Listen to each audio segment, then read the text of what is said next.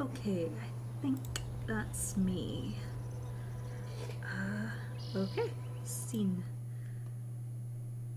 Mic is on. Okay, everyone says that it's on. Hi, everybody. Oh my goodness.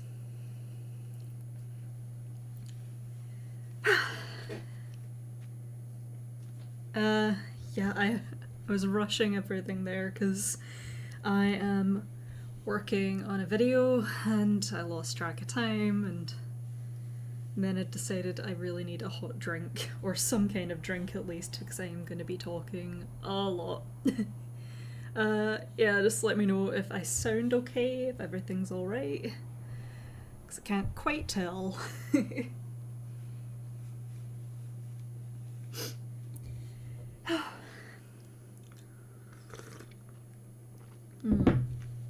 Some lovely slurpy noises to start stream. I think that's a good way to go about it. All is fine, excellent. How are we all, to start with?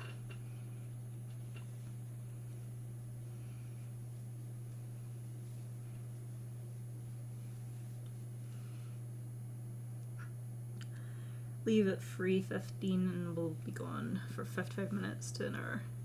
Yeah, you do what you need to do.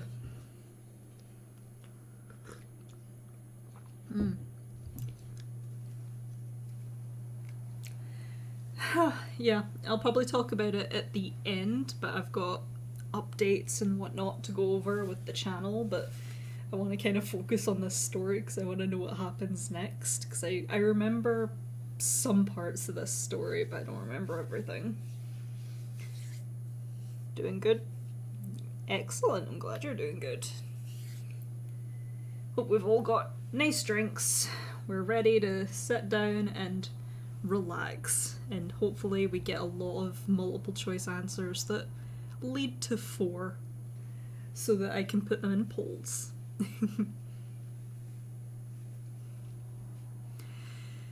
Oh, goodness. Yeah, so I thought today we would start off with... Where's my mouse? There it is. Just looking at Morrigan's stats and whatnot, just to see where she's at, because I believe we're now in Act 2 of the story, so I thought it'd be nice to see what we made Morrigan into with all of Act 1. And I did look at it beforehand, before stream, very briefly, and there's one that just got a chuckle out of me, to say the least.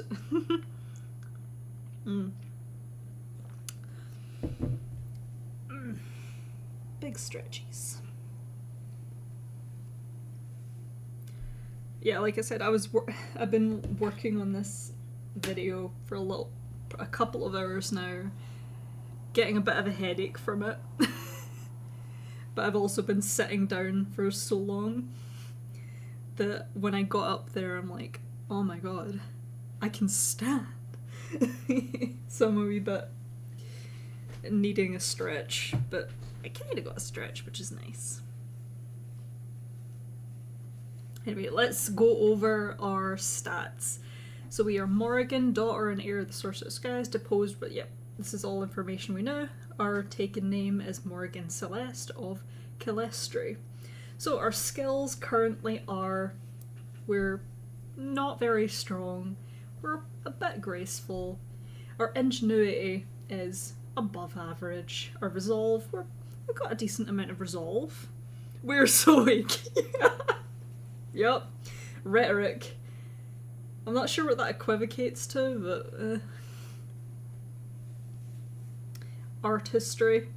I don't know how we got the skill of artistry, but apparently we're I guess it could mean a lot of things. And our demeanour. We are very merciful. I guess our attitude is quite average. We are more cautious than reckless. We are more modern than traditional. We are very hip and cool, like the cool kids, I guess.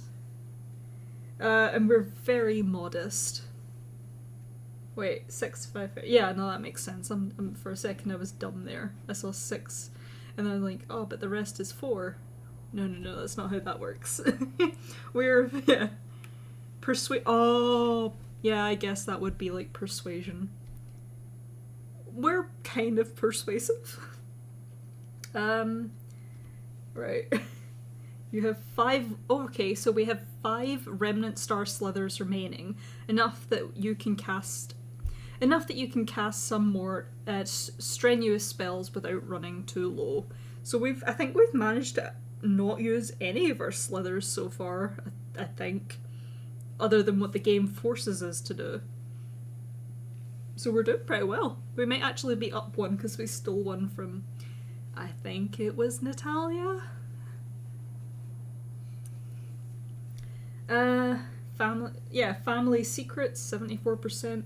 Soul of the City 20. So we're not going with the city, and I think 74% on family secrets is how much we actually know about what was actually going on with our family. So the sorceress and Baz, like last time we found out Baz is our biological father. Our mother isn't actually a goddess. So yeah, I have a feeling that's where we left off and Baz got arrested. Yeah, we'll go into that in a second, but rumour and reputation. This is the one that made me chuckle.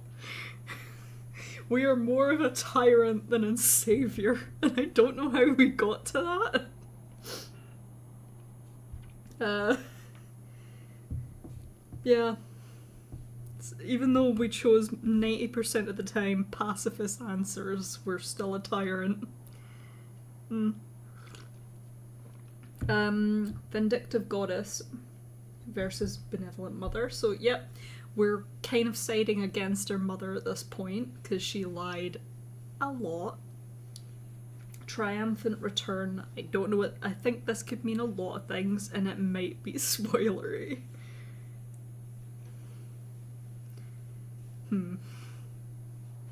We're tyrannic. I don't know, maybe this game has a very weird system for calculating what tyranny means.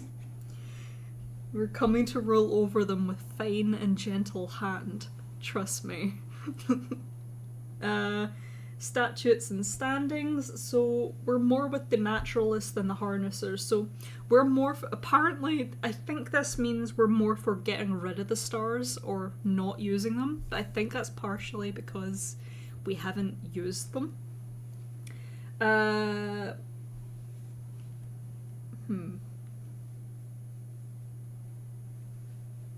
I see. I think this adds to the tyranny part. So, yeah, naturalist harnesses. So we're, yeah. Grim reminders are... That makes no sense. Wait. No, if we have a greater reputation with the Grim Reminders than the Sublime Guard... Wait, no, the Grim Reminder's their own thing? Oh my god, the headache. I don't know what this means. People, keep this in mind for when they turn up, because I don't know what it means. And here are the people we know in-game. Oh yeah, Baz being our dad was actually confirmed. Yeah, Baz, why does everybody keep saying I look like you? Sit down, kiddo. It's like, oh, it was actually a really sad scene because Baz got arrested. We went up the tower to get the stars and we found out that they're not there. Someone's already stole them. Yeah, the Grim Reminders are the rebels, but I'm getting confused by it because of the naturalists versus the harnessers, but I think that's the politics people. But then the Grim Reminders are just rebels in the city doing their own thing, so I don't know. And the Sublime Guard are, I don't know, my head keeps telling me they're Templars, but this is not quite right. Where was it? Yeah, okay, right. Reputation. Vivian loves us because we flirted with him. We've kind of soft-locked Vivian's romance. Wait. No, I was talking about what happened last... You know, this first, then what happened last time. Get your act together. So, yep, sorcerers, for some reason we still have an above average, what would you call that, relationship with our mother, even though all these lies and revelations came about. Oh, Vivian likes us less? Maybe it's because he's just upset about everything that happened. Well, it's only Act 2. It's the start of Act 2, basically. We've got a while to get it back up. Was it? Oh no! Maybe it's because of... I don't know. Burned in the city. I need you to be making a lot of decisions in chat. Let's burn down the city. Maybe it's because of what happened towards the end, Vivian's... Yeah, I would say Vivian's just upset about what happened, because he was, like, really hyped up to getting his body back, and then it didn't happen. Baz, poor Baz, and everyone else is just average. We'll see how it goes after this. I think that's all we need to do. Return to the game. So what happened last time? Last time is big plans. We went up the tower. Someone had, you know, to reclaim the stars that are up there. Gasp, someone already stole them. We come back down empty-handed, and the guard comes, and then we have a revelation with Baz. I am your father, Luke, Morrigan. Gasp. Hi, Daddy. It's nice to finally meet you, and it's really sad. And then Baz is like, get out of here. I'm gonna get arrested because they need to find somebody. I need you to go do what you gotta do, kid. On your way. Do not weep for me, I'm already dead. Something like that. So the end of it had us going back to Baz's house empty-handed and alone, save for Vivian, who's just kind of like, fuck, okay, this isn't good. I've not got a body. I need you not to talk to me for a while, or something like that. And it's, yeah, it was a very emotional climax. Baz is the best dad. We have to save Daddy before we go burn the city down. Yeah, I'm kind of at the point where I want to burn the city down. Like, we got our dad back, and less than a minute later, we got our dad taken away from us. It's like an old school Disney movie. I don't like it. Anyway, yep, that's where we left off, and yep, shivering in the night breeze as your weariness sets in again, you start walking without really thinking about where you're going. You've just turned the final street corner when it hits you. You are, of course, going back to Baz's house, and for the time being, you'll be returning there alone. Who's gonna make us call? Vivian's gonna have to step up. He can learn his hand skills and stuff, you know, so he can learn to actually do stuff with objects, you know? He might not get his body back, I don't remember. So he's just gonna have to learn to be a ghost that can move things around like a poltergeist. Anyway, on to chapter 5. Let's go. Oh, I hate that the first thing I saw was the first option. That makes me so sad. Okay, here we go. Chapter 5. Stars Adrift. You stand, dazed and exhausted, in Baz's entryway. After what you just fled, the house feels eerily silent, but that quiet doesn't last long. Pardon me. Pardon me again.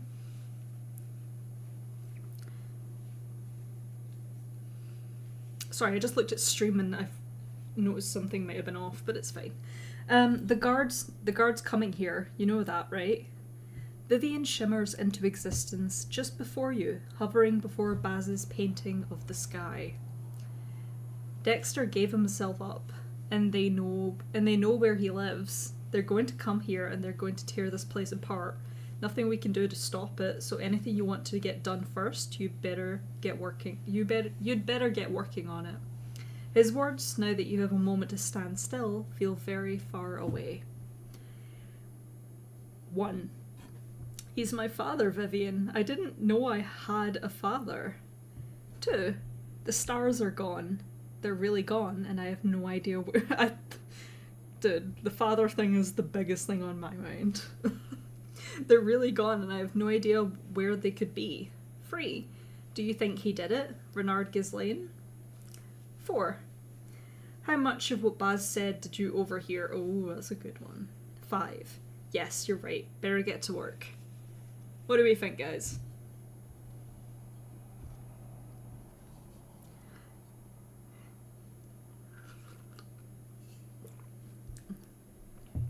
Light up, Vivian. We've got a city to burn. 1? Yeah. 1's pretty good. Oh, right, that reminds me. I need my dice. I forget every time, but they're here. Where are you? Where are you? Oh, there it is. I panicked for a second. I thought I couldn't find it. It's just a very small dice. And all the dice were on top of the coin. There we go. Number 1. Okay. He's my father, Vivian. I didn't know I had a father. Yes, that's fine. Very good. Let's get to work. Poll. Let me add a poll. 1, 2, 3, and 4. There we go.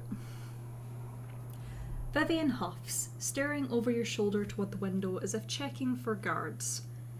Though you're sure you would have heard them if they'd trailed that close behind you. Plenty of people cope with it all right. Vivian, cope with it all right. If you're going to have a crisis about it, can you do it when it won't waste time that matters? What can we do before they get here, you ask, staring out into the sitting room at scorch marks Vivian left on the ceiling and the floor all those days ago. Those days ago? All those days ago. He's hidden things in this house, it's obvious, Vivian says. Papers, star pieces, weird magic clay. Seems to me it's in our best interest to find them before the guard does. Take them, destroy them, give them up to the tower if you like. But you want to be the one who decides, don't you? I'll see what I can do with one of the I'll see what I can do with the doors and things. Shouldn't be hard. He's already drifting off toward the staircase, toward Baz's room. Got it. He's right, it makes sense. Baz's possessions could open a world of possibilities for you. The question is how you want to use them. 1. The most important thing is to look for star slithers, as many as I can find. 2. I want to learn whatever I can about my family, and about the strange power I feel in Calestri. 3. I'm going to gather as much evidence as I can, and give it up to the guard. I want their respect, and I want Baz to fail. No! 4. I'm going to destroy everything I can before the guard finds it, for Baz's sake and my own. Oh boy. Keep in mind, we can't do all of these things, so I think we only get to pick one. So choose wisely.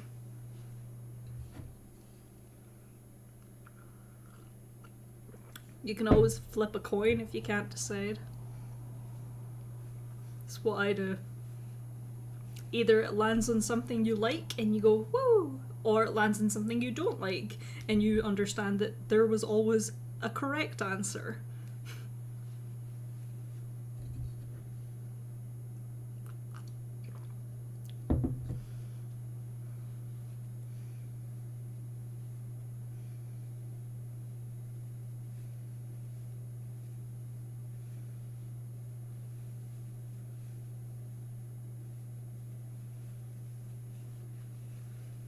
I see.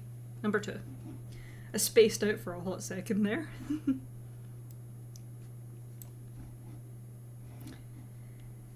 I want to learn whatever I can about my family and about the strange power I feel in Calestri. Number 2 won, didn't it? I hope it did. I don't quite remember. Vivian fiddles with the lock on Baz's bedroom for longer than you'd have expected. Given his concern about the time, then gives a frustrated grunt and passes straight for the door to open it easily from the other side. I'd have had it picked within a minute if my fingers didn't keep slipping through the tumblers, he informs you stiffly, as though answering an accusation you haven't made. Half a minute. I believe you, Vivian. He drifts past you down the hall, muttering something about looking for hidden compartments. Don't break anything you can't put back together, he calls back. The place can't look like it's already been searched, or the guards will know we knew they were coming. It's a little harder to tear through Baz's belongings under those conditions, but you make the best go you can at controlled chaos. There must be countless pieces of your family history hidden in here, enough that you won't have time to discover them all. And Baz has been careful with the most sensitive information. As you tear open drawers and throw aside bedding, you do turn up plenty of books and pamphlets, but a quick glance is enough to tell you they're not what you're looking for. Most of them, in fact, are plans and drawings of the inside of the tower, as if he really has been plotting to rob it himself all this time. There are hardly any references to you at all, and the few you see name you as his niece. Some of them were written years ago. He really has had this exact scheme in his head for ages. Possibly even down to giving himself up in your place. Ah, well, you do eventually turn up something, though you hesitate to call it useful. It's a drawing in black ink, carefully drawn and preserved, if not very technically skilled. Carefully drawn and preserved, if not very, what the fuck? If not very technically skilled. Okay. Tucked away in a panel behind a bookshelf. It's a woman turned away from the artist, who seems to be commanding the ground beneath her to rise simply by lifting a hand. You suppose it must be your mother, but it's hard to make that thought make sense. The details are sparse, the angle is poor, but the woman in the picture is human, more than your mother ever has been in your memory. You can see her flowing dress, the outline of her hand, her long fair hair. Almost as odd as your mother herself is the fact you can't see the remnant stars in the picture. Either they're shards or the stars themselves. Sorry, guys. The drawing is hardly definitive evidence, but was your mother commanding the earth beneath her without using the stars at all? And who drew this? Was it Baz? Vivian's voice drifts down the hall, insistently informing you that the guard is just down the street and you need to make ready for their arrival. In a daze, you tuck the drawing into your pocket, trying to put Baz's room back to rights, and drift off to your own room. To seem as though you'd been sleeping when the pounding on the door begins.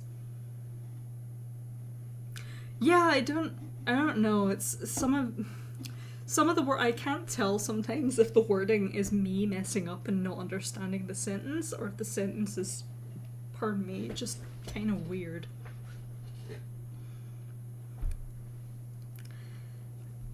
I think it means it is I think it means it is. Anyway. Oh, there's 4 options. Huzzah. 1, 2, 3, and 4.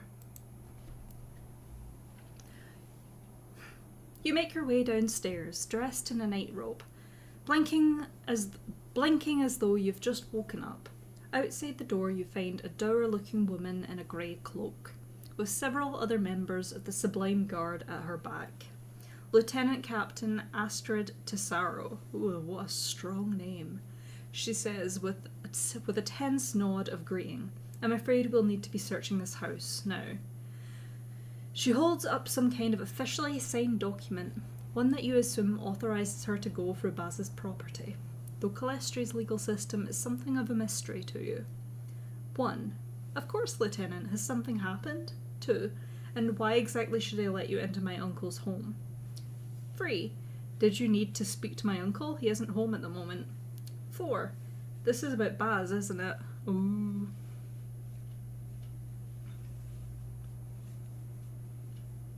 Yeah, I was kind of hoping we'd find that stone tablet. Maybe we would have if we were hunting, if we chose one of the other options.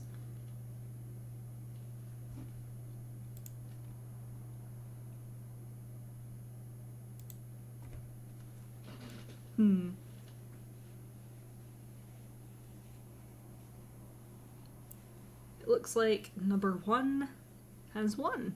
Okay.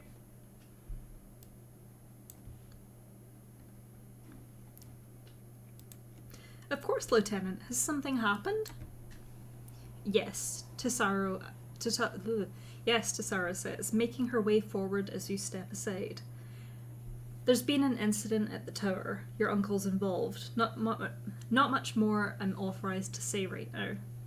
Tesaro carves a path through Baz's house with grim determination, showing none of the caution you just exercised. She and her guards tear apart the floorboards, knock furniture aside, break down the bedroom door Vivian must have relocked. A couple of the junior guard members give you a very abbreviated briefing on the situation at the tower, but they don't have permission to reveal more than that Baz is under suspicion of some kind of very serious crime, and fortunately they don't seem to suspect your involvement. Eventually Tesaro descends the stairs with a stack of documents in hand. Tesaro starts calling orders to summon back the guards who've spread throughout the house. Another guard informs you that they'll be confiscating what they've found as evidence in their investigation. That they may return for further search. That they may return for further searches, and that you may be called in for questioning as well. Don't expect Dexter to return anytime soon, but for the present, you're permitted to remain here, he adds. We know Dexter's the only one you know in town.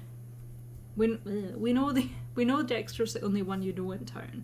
M says that we're to offer you any assistance you require in his absence. The excitement of the search fading, you can't think of anything you need but a chance to fall into bed. It's hard to say how long the guards have taken here exactly. Time is starting to go fuzzy in your weariness. Eventually the Sublime Guard departs, though 2 or 3 of them are now stationed on the street outside. You couldn't risk any further investigation of Baz's house with them so close, even if you had the energy. The only thing you can really do now is sleep and wait to witness what you're sure will be a terribly disordered city in the morning. We play nice with the authorities, and then we stab them when they're not looking. Also, I just thought about it. We technically have a house to ourselves. We just, does Baz's rent get covered by the government now, or do we have to start paying rent? I'm very curious about that.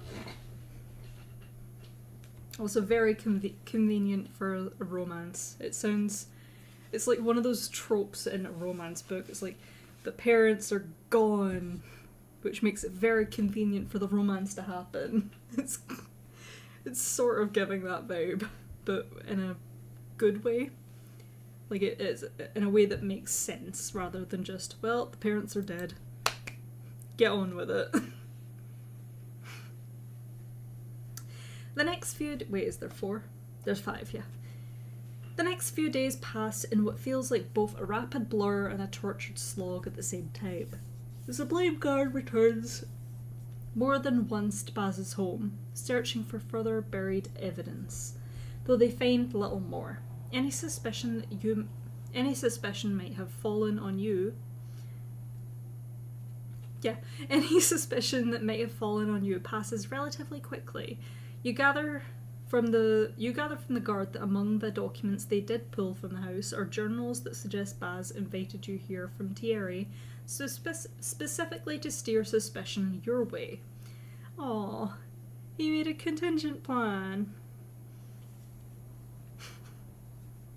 Oh, is that the word for it? He cares. So specifically to steer suspicion your way, should his long-plotted scheme to rob the tower go wrong. Yet another piece he planted well in advance and never told you about. You're questioned, but the guards seem to view you as little more than a distraction meant to throw them off the trail. See, it's very clever of Baz. So now we're extra safe. The closer we are to danger, the further away from harm, as Lord of the Rings taught us. Baz's neighbours stare from a distance when the guard is present and pound at your door when they aren't. Oh, cool. Harassment. You never answer, still recovering from your ordeal and uncertain of what your story ought to be. What you might trip over that Baz has left behind. What? Oh, what you might trip over that Baz has left behind. Got it. So confused.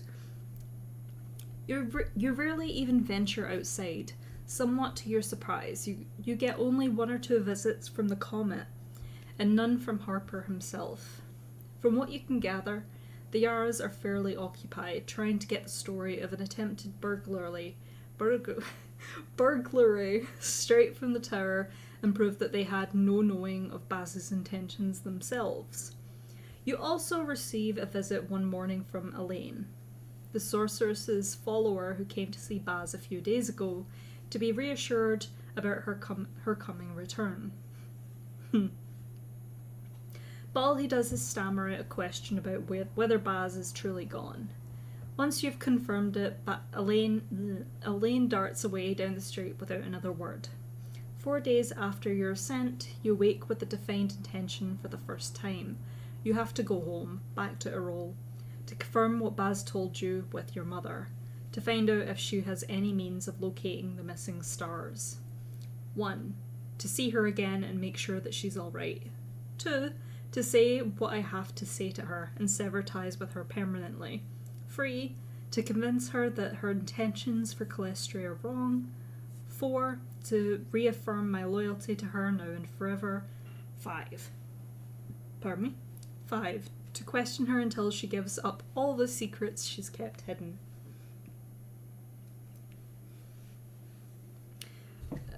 More stabby stab? We could just... No, that would be bad. That would be immoral. We couldn't murder our mother. Baz would be upset.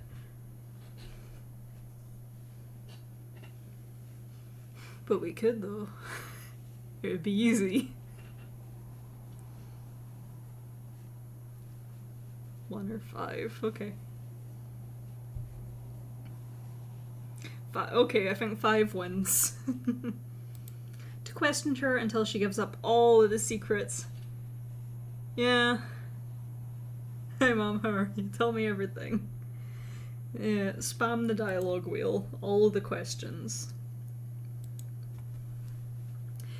Just to... yeah, it's 5. Just to make certain you draw no Just to make certain you draw no added attention, you ask Tesaro on one of her visits to Baz's house if you're permitted to leave the city. She tells you readily enough that it won't be a problem. Wish I could get away from this lot, she adds, with the closest thing to sympathy you've heard from her, nodding at the spectators in the street. Yes, that's why we want to leave. Vivian, when you relate your plans before setting out to arrange a carriage, says he has absolutely no desire to accompany you. No! Well, I guess we're not going. We need Vivian there at all times. Not like I can change her mind about keeping her promise, is it? I need you for that, he mutters. Do what you like. I can keep myself entertained. Aww. He may also be able to do you a favour or two while you're gone, you realise, assuming he's willing to be talked into it. He likes us a little less, so maybe not. 1. Why don't you go help out the remainders? They're your family, and if anyone will take the risk Calestri needs, it's them. 2. Could you find where Baz is being held? I want to make sure he's alright. If anyone can do it, it's you.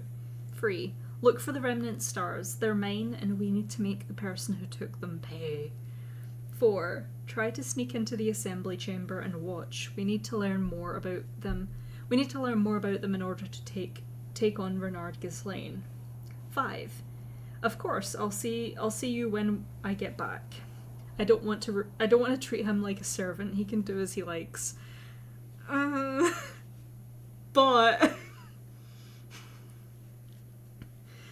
it's 2 or 5 for me. If it were me, I'd probably pick 5. Vivian's a person. He's not a servant. But Baz, though, I think it's one of those instances where it's like, if Vivian cares about us, he'll go do the thing that we care about, which is probably, since we were talking about Baz, like, yeah, he's my dad, and he knows we're upset about it, he'll probably go check anyway, which I think is the correct answer, but I don't know. I want to reiterate that I don't know.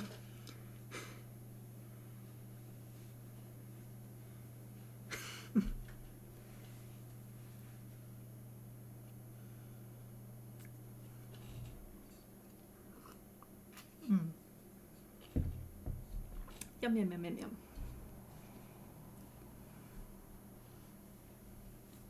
Also, I wonder if this chapter is going to be 5 hours long like the last one.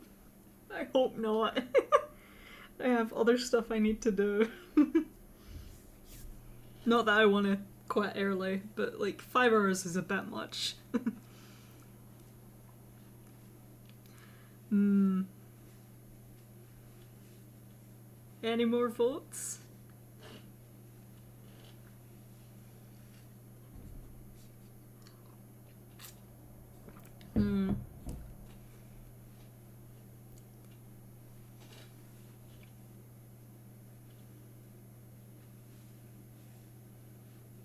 Yeah. Okay, I'm gonna count down from 10, and then I'm gonna elect my vote, which will be 5, because I really want to pick 5. 10, 9, 8, 7, 6, 5, 4, 3, 2, 4, 3, 2, 1. Okay, I'm picking 5. 2. But Daddy'll be fine. Daddy's just gonna... It won't change a thing. Daddy's gonna be okay. Vivian's probably gonna check on him for us, of his own accord, and we're respecting our future husband Ghost. Ghost husband, one of them. Of course, I'll see you when I get back. Hanging in the air in Baz's sitting room, Vivian gives a quick, sharp smile. Sure you will, not like anyone else can. Oh, there's 4 options. 1, 2, 3, 4, 5. But there's only 4, so I can't put in the 5. There we go. Okay. It's getting later in the morning, late enough that you ought to leave to find a carriage if you want to make a good time on your way to a roll. Money, at least, won't be a concern this time. Baz passed you a very respectable sum of modern coins within the first few days of your arrival. Woo! So he's not just daddy, he's sugar daddy. No, he's our actual dad. That makes it wrong, doesn't it? Sugar daddy means something terrible, doesn't it? Never mind. Gifts from Baz are strange to... I can't get over that now. It does mean something bad, doesn't it? Gifts from Baz are strange to think about now, an odd kind of inheritance. But there's no time for contemplation. You gather your still meagre belongings and prepare to return home. Vivian floats aimlessly around the house, still occasionally sticking a hand into a wall or the floor to search for one of Baz's hidden compartments. Vivian's living his best afterlife. 1. Goodbye, Vivian. 2. Don't get into trouble while I'm gone. 3. I'll miss you while I'm gone. I offer an embrace if he's willing. Oh, I like that. If he's willing. Very nice. 4. I leave without saying anything more. Let's not pick 4. 4 so I thought it's 100%. I thought it was 100% free. 4, and I was about to panic. I'm like, no. Yeah, you know, yeah, we hug him. If he's willing, I like that addition. So we're not just going up and, like, tackling him. Okay.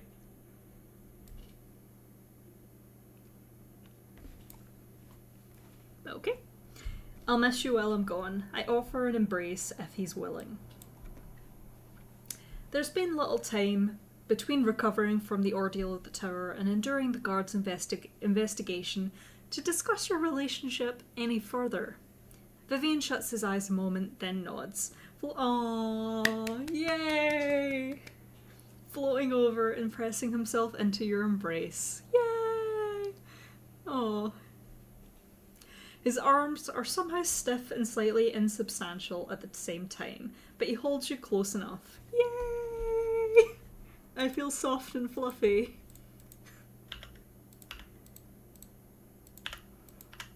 Okay, 1, 2, 3, 4. There it is, there's the poll. 1. We don't have to do things like this if it bothers you, you know. I like that one. 2. Do you think we could talk more about us when I get back? 3. Would you be alright with it? No! Too soon for a kiss. No. Don't you guys dare pick 3. 4. Are you going to miss me? I like 1 or 2. Both are good. But 3 and 4 are a bit much. They're a bit clingy. A bit too fast.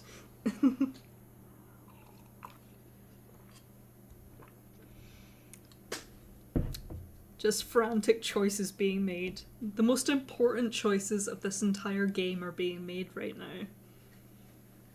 It looks like number 1 has won. Yeah, I like that one too. Okay, number 1. We don't have to do things like this if it bothers you, you know.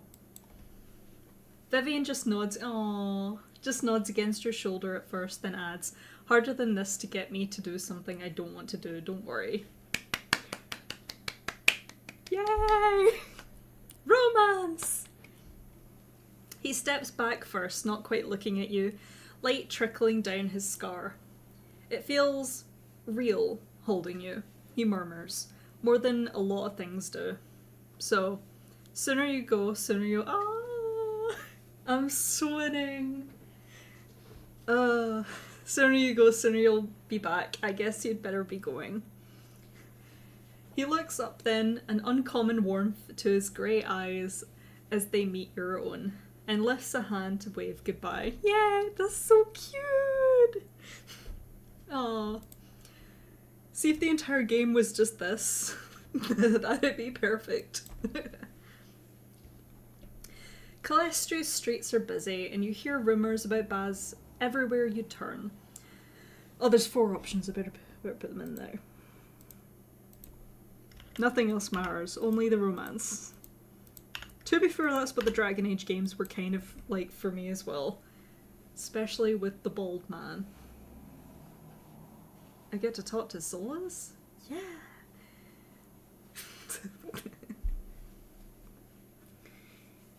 Romancing Vivi in the game. Oh, it would be so good. The game would be cut down some amount though, but it'd be the best 10 minutes of my life. You hear rumors about bans everywhere you turn. You make your way easily enough to the coach house where you first arrived in the city. You manage to arrange your transportation to a role and depart well before noon. Pardon me. Soon you'll be home again. Pardon me. 1. A role isn't my home anymore, Calestria is. 2. I've been missing it terribly. 3. I can't wait to tell Mother everything I've seen. 4. I can't wait for this to be over and done with. Mother's gonna be very, very angry, I think, about this development.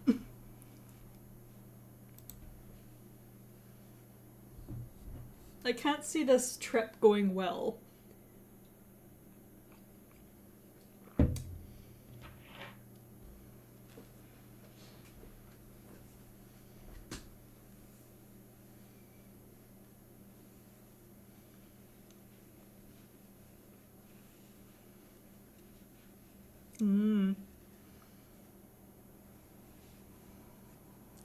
Oh, it reminds... You know the movie Tangled? With... I can't remember the mum. The stepmom in it. It's giving me... Their relationship gives me, I don't remember any of the characters' names. Oh my gosh. Rapunzel! The famous tale? Duh. Rapunzel and Mother... Gruffle? Gruffalo? Goffle? One of them. Their relationship gives me that kind of vibe. Yeah, Mother knows best. Of course she does. Yep. Oh, it's a freebie tie. Okay. So, Gothel, thank you. That's what it was. 1, 3, and 4. I'll do 1, 2, 3 and ignore the 4 on my... That's a coin, that's not the dice. So 1, 2, 3 and ignore the 4.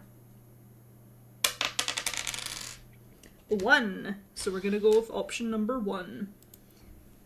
Wait. Yeah.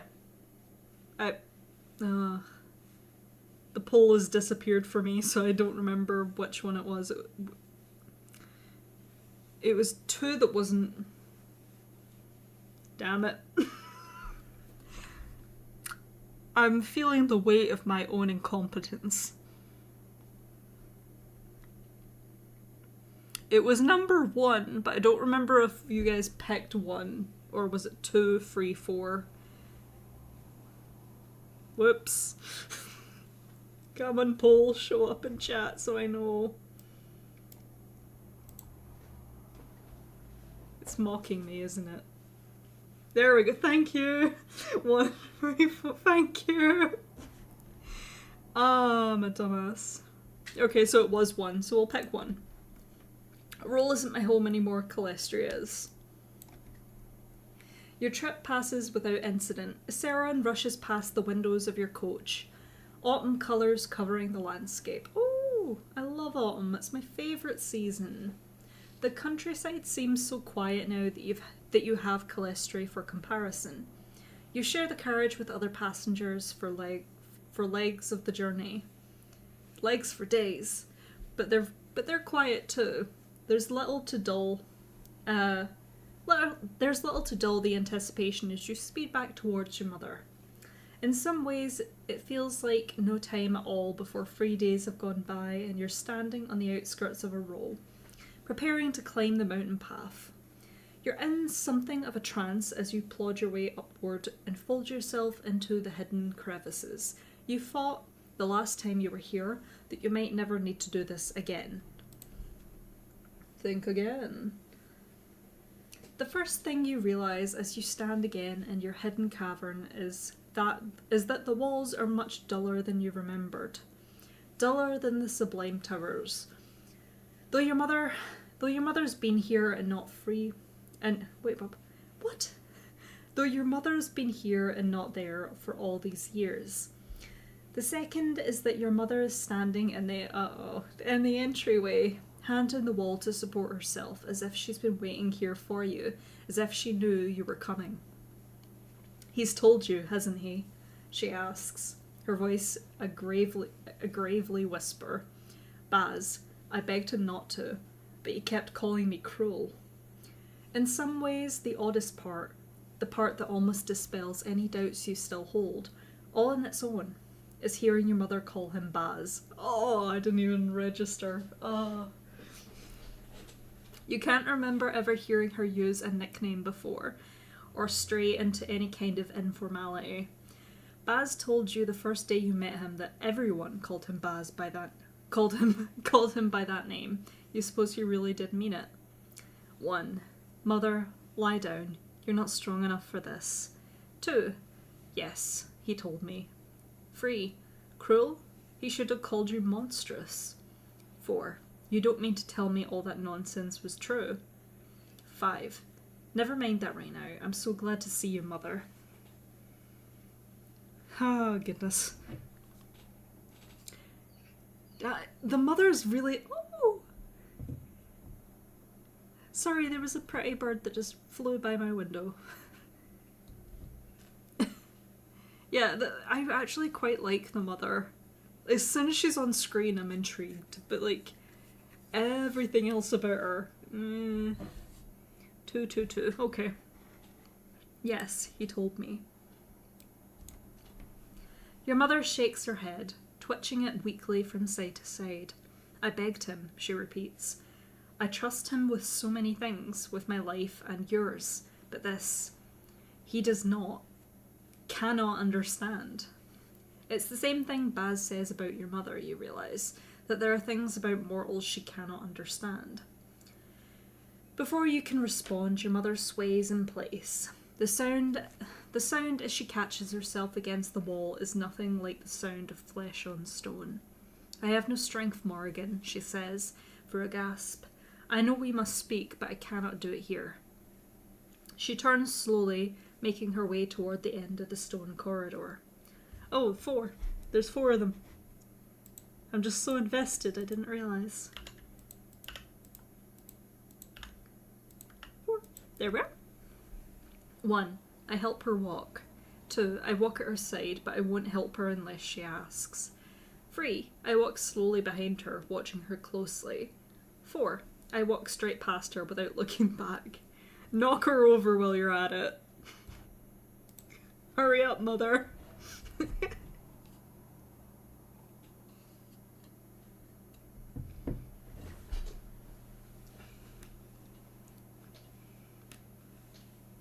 Okay. Number 1. Aw, you guys are nice. You guys are too nice. I would have picked number 4. I help her walk. You hear an intake of breath as you offer her your arm, but she doesn't speak. Not until she's again situated on a pile of cushions where she spends most of her time. Is there 4? There's 4 again. Woohoo! Woo! I don't even know. That's from a game, I think. Was that Angry Birds? It can't be. No. Anyway. Though she said the 2 of you... Is there 4? There is 4. Okay, I had to double check. Though she said the 2 of you had to talk, she rests silently for quite some time. Longer than you know it ought to take her to recover her strength. Baz told me a little of what happened in Calestri, she says eventually. The traitors planned to bury the stars, the assault at their conference. He told me you meant to investigate the tower, to test his theory that the stars have been moved. I didn't like to believe it, but here you are without them. She hesitates. Where is Baz? I haven't heard from him in some time now. Since he told me he was sending you to the tower. She's stalling, you realise. Your mother, the sorceress of the skies, is nervous. 1. I tell her I'll pour all my power into the stars and collapse this cavern on her. I won't hesitate, bitch. And collapse this cavern on her if she doesn't start giving me answers. 2. I tell her about Baz and strike up a conversation about him. I think they loved each other. I want to hear about that. 3. I demand explanations for every lie she told me, not just the ones about Baz. I won't let her deflect. 4. I answer her questions readily, with details I've observed about Calestri. I want her to be prepared for her return.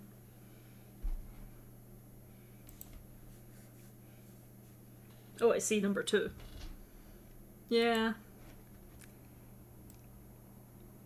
It's daddy talk time. I tell her about Baz and Pardon me? Goodness gracious. And strike up a conversation about him. I think they loved each other. I want to hear about that. He surrendered himself in my place after I climbed the tower, you tell her. He said it was better they blame him and I get away. That's what he does, isn't it? Gives himself up for you and me. He spent 2 decades apart from us, just so you'd have eyes in the city. Your mother trails off, seeming almost taken aback. He does, yes. I didn't compel him. He agreed. I didn't even suspect that, but now I am thinking about it, thanks. It must have been hard for you say gently. For the both of you, being separated all that time. Yes, she says again. You think it's all she's going to say for a moment, but then she adds, he understood that the stars are dangerous and they could tear the world apart if they aren't protected. These last 100 years, so few of his kind have understood that. I want to keep him safe. Him and you and all of the mortal world, though I know that it doesn't seem. Her voice dies again, and it's very soft when she adds, I never wanted any of this to happen. Can you tell me more, you prompt, about Baz and me? If I know how all this happened, I can help you keep it from happening again. Slowly, your mother nods. Yes, of course. Okay. The sorceress's glow is brighter than the walls, casting shadows that flush out their duller light. You're used to her silences, used to waiting long enough for her to speak that the pause doesn't feel unusual. If Baz has said what he warned me he would, he has told you the truth, she says at long last, her voice a rasping echo in the cavern's depths. I was mortal once, long enough ago that it no longer matters. I was not born from the stars, and neither were you. That makes you immortal, for the present, but only until we reclaim the stars. Then I will grant you the same blessing once bestowed on me, and you will rule immortal at my side. She shifts her head to stare in your direction, though you still can't make out her eyes. If I lied, it was a matter of particulars, of timing. When we still had the stars, I feared that if I began the process, he'd be left a child for eternity. There was no choice but to wait. I put you in no danger. I was quite clear that you are not impervious to harm. That you could still be killed by violence or misadventure. I told you that you would never succumb to old age, and you won't. Your immortality will be secured well before then. You'll have the life I've always said you would. Where that's as small a lie as your mother believes is certainly open to debate. Whether that's as small a lie as your mother believes is certainly open to debate, but this doesn't feel like the moment for it. There's another question you have to ask first. And Baz? Baz? Your mother sounds surprised. Baz is your father, yes. What more would you know? She says it so simply, as a plain, obvious fact, as if now that you know you have a father at all, it naturally follows that it would only be Baz. Oh, of course it's Baz. He's the best dad. 1. Why didn't you tell me about him? 2. Why did you abandon him in Calestri? 3. Do you love him? 4. Why does no one in Calestri know you were together? 5. If you can make people immortal, why haven't you done it for him? That is a very good question. All of these are good.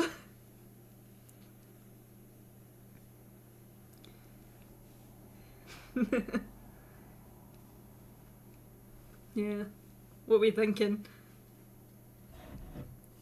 3.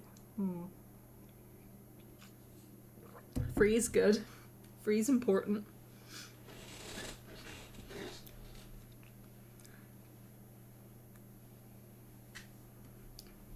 I mean, technically speaking then, wouldn't, like, since we brought Vivian back from the dead, kind of back from the dead as a ghost, if we died and if the mother died, would he still be around? And if so, would he just be around as a ghost forever? Is Vivian the only one here that's actually immortal?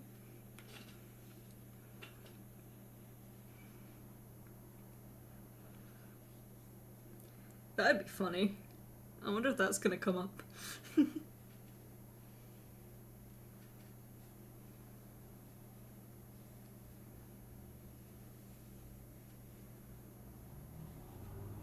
5. Okay.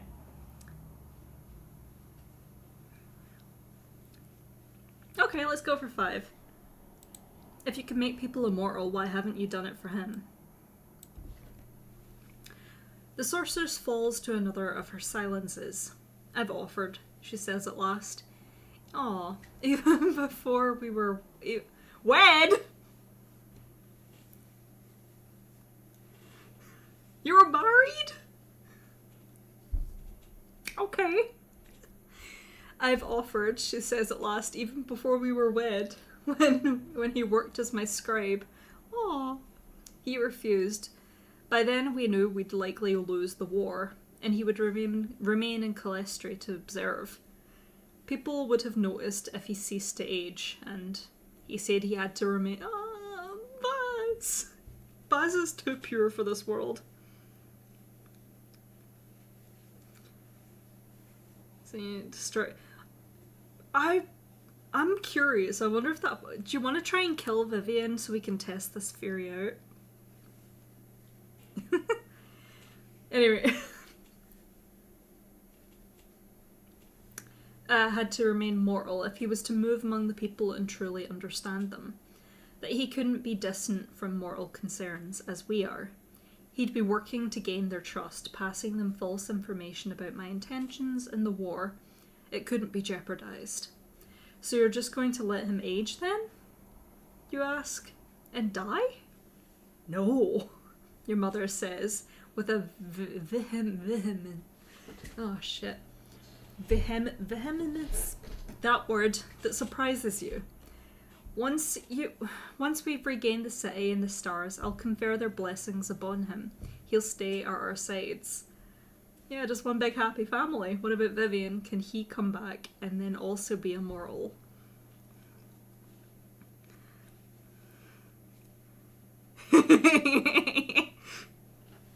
I think I'm gonna do it now. I think I'm just gonna force you to watch Vivian die. I think that'd be really funny.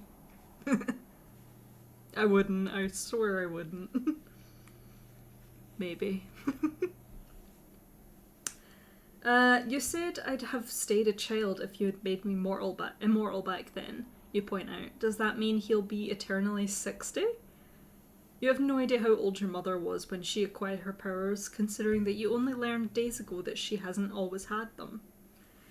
But from the way people describe her, you've gathered that she appeared younger than that. Evidently, she was at least young enough to bear a child. Though perhaps the stars played a role in that. I don't believe so, your mother says, though she sounds contemplative. What is aging? But wounds dealt by time. If I can heal wounds, I expect I can heal that too. Ooh, I can heal that too. Though I've never had the occasion to try, and if not, she sighs. He knows the risks. He always knows the risks. I don't know. I wouldn't ask this of Vivian. So, well, would I? I'm thinking.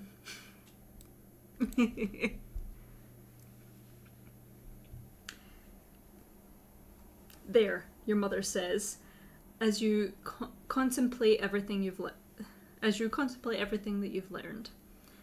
I have told you what I can. Are your questions resolved? Not entirely, but okay. For a moment, you just stare at her. There's so much you haven't told me, you say. How could I understand? I don't even know where you came from in the first place. You say the stars made you immortal. That you can do the same for me. How? How did you acquire their power to begin with? If you were only an ordinary mortal, why you? The sorceress shifts in place. Her face is Her face is as indistinct as always, but you'd swear she looks nervous. I don't remember being mortal, she says quietly, not with any detail. It was long ago. Very long. You must remember something, you press. I will message you back later, my friend. Beep boops.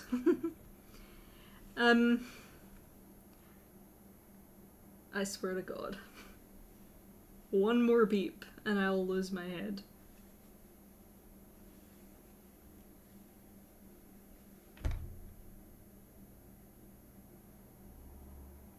Oh, sorry. I got a friend that's playing Dragon Age Origins at the minute and she's having a bit of issue with the game crashing. So she's just complaining about it to me.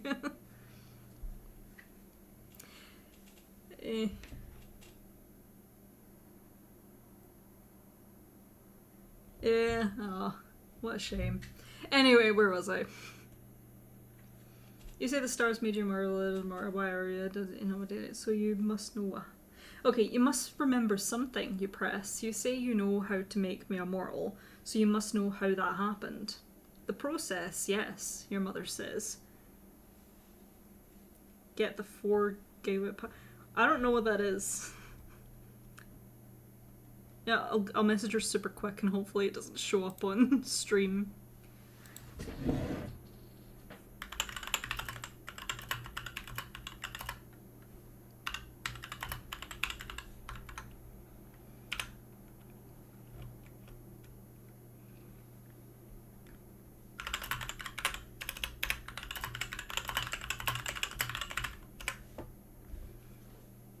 Oh, a link, that'd be great, thank you. She's like, I think she's stopped playing. I think she's rage quit. She says she was in the middle of combat, which sucks.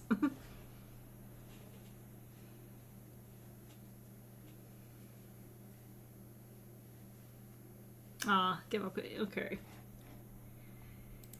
Ah, drama. Always something in it. Oh, thank you. There. Copy, paste, there. That is wonderful. Thank you. Hopefully that'll help. Excellent. Okay. Thank you. I've sent the link to her. Hopefully that helps. Back to the game.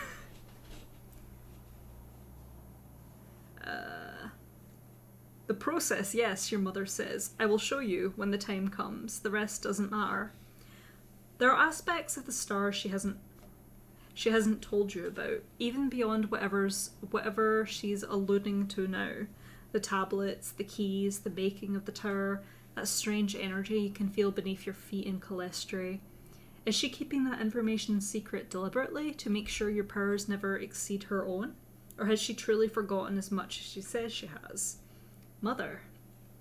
Leave it, Morrigan. The anger in her voice startles you. There's an energy to it that you haven't heard from her in some time. Years, perhaps. My past is over. Irrelevant. Concern yourself with our future. Pardon me? Retrieve the stars. 1. Gently, I ask her to tell me about her past. I want to understand her. 2. I demand she answer my questions. With her powers waning, I'm stronger than her. Yes, beat her! And I don't like being lied to. 3. She's demeaned me by tricking me into thinking I wasn't human. I have the right to know the whole truth. 4. I admire the people of Calestri, and I don't mind being closer to them. I just want to know more about what we are. 5. She's my mother, and this is the most upset I've ever seen her. I won't ask anything more. When you... Oh, yeah.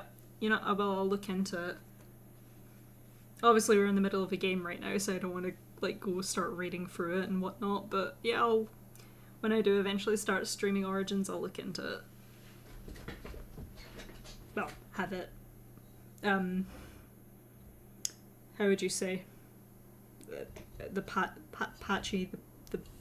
Patch the thing. Words. 1, okay. Okay, number 1 it is. Oh, I got an achievement. How it all began, hearing... Okay, I guess we're about to hear. Your mother wilts, her anger receding. But there is nothing to understand Morrigan. It's senseless. And yet, perhaps it is right that you know after all.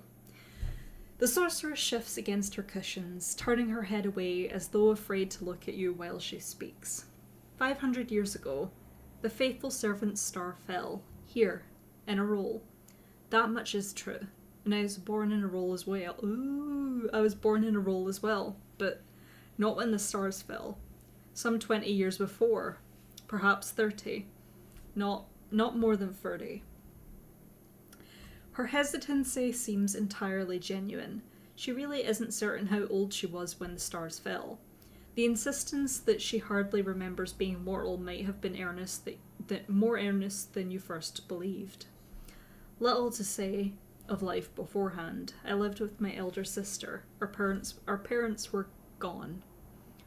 Again, the hesitation. Does she not know what happened to them? There was a copse of trees not far from our house. One night, a star in the faithful servant above us winked out. The comet fell, and the earth all around us burst into bloom. The crater in the earth was gone overnight. The animals that made their home there, creatures that ought to have been crushed, they walked out of the new growing forest healthier than they'd ever been before. Long dead tree stumps halfway across town sprang to life again. It was nothing anyone had ever seen before. Nothing anyone had ever seen before. Magic. Your mother is curling in on herself, folded against the wall. You have seen her weakened before, in pain, but you're not sure you've ever seen her like this. She's talking about events centuries ago, but she seems almost afraid. I discovered its power, gave it form and direction, rather than leaving it to pour life out to everything around it. I took a fragment of the stone and wore it around my neck, as you do, and carried that magic with me. I thought it was beautiful, but the others, my sister, all they did was argue over what the magic was, what it was fit for, over who ought to control it, most of all. Gasp. I don't remember how it happened, not in detail. The sorceress sounds almost like she's reassuring herself. At first they argued, then they came to blows, and I had shown the most affinity for the star's power, and so they came after me. They chased me out to the grove where the star fell, the grove that had become a forest. They were armed. They had blades. I had nothing. They demanded that I surrender the star, give up my power. I refused, that the magic was so beautiful, and they advanced on me. My sister was among them. My sister was the one who stabbed me through the heart, and then everything was light. As you stare, you watch your mother's hand stray to her chest, over her heart. My necklace, the star slither passed through the wind, to my heart. It's there now, I can feel it, and it's kept me alive ever since. So I'm gonna get stabbed in the heart to become immortal. Cool. I never aged, wounds closed. When the rebels threw me off the tower, I breathed again later that night. The stars themselves are within me, Morrigan. That's why I cannot die. She turns over to look in your direction for the first time. It will, yeah, thanks. It will be gentler for you, she murmurs, almost soothingly. And once it's done, you'll live forever too. A memory leak issue causing it to... I see. Yeah, that sounds useful. Anyway. 1, I don't think I want you to stab me in the heart, Mother. 2, have you done this to anyone else? Do you know it'll work again? 3, what happened to your sister and where were your parents? 4, what happened to the others who attacked you? Why does no one know where you came from? 5, I'm so sorry that happened to you, Mother.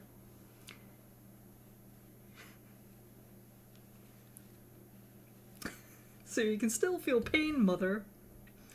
So if I stab you in the heart right now, you won't die, but I could keep doing it and you keep having to experience it, right? Cool? Big hearty thumb up.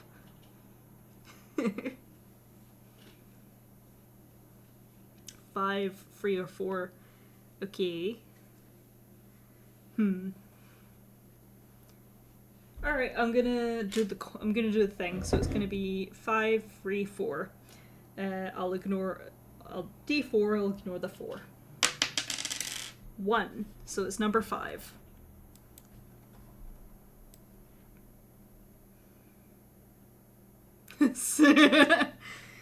Oh, just you wait.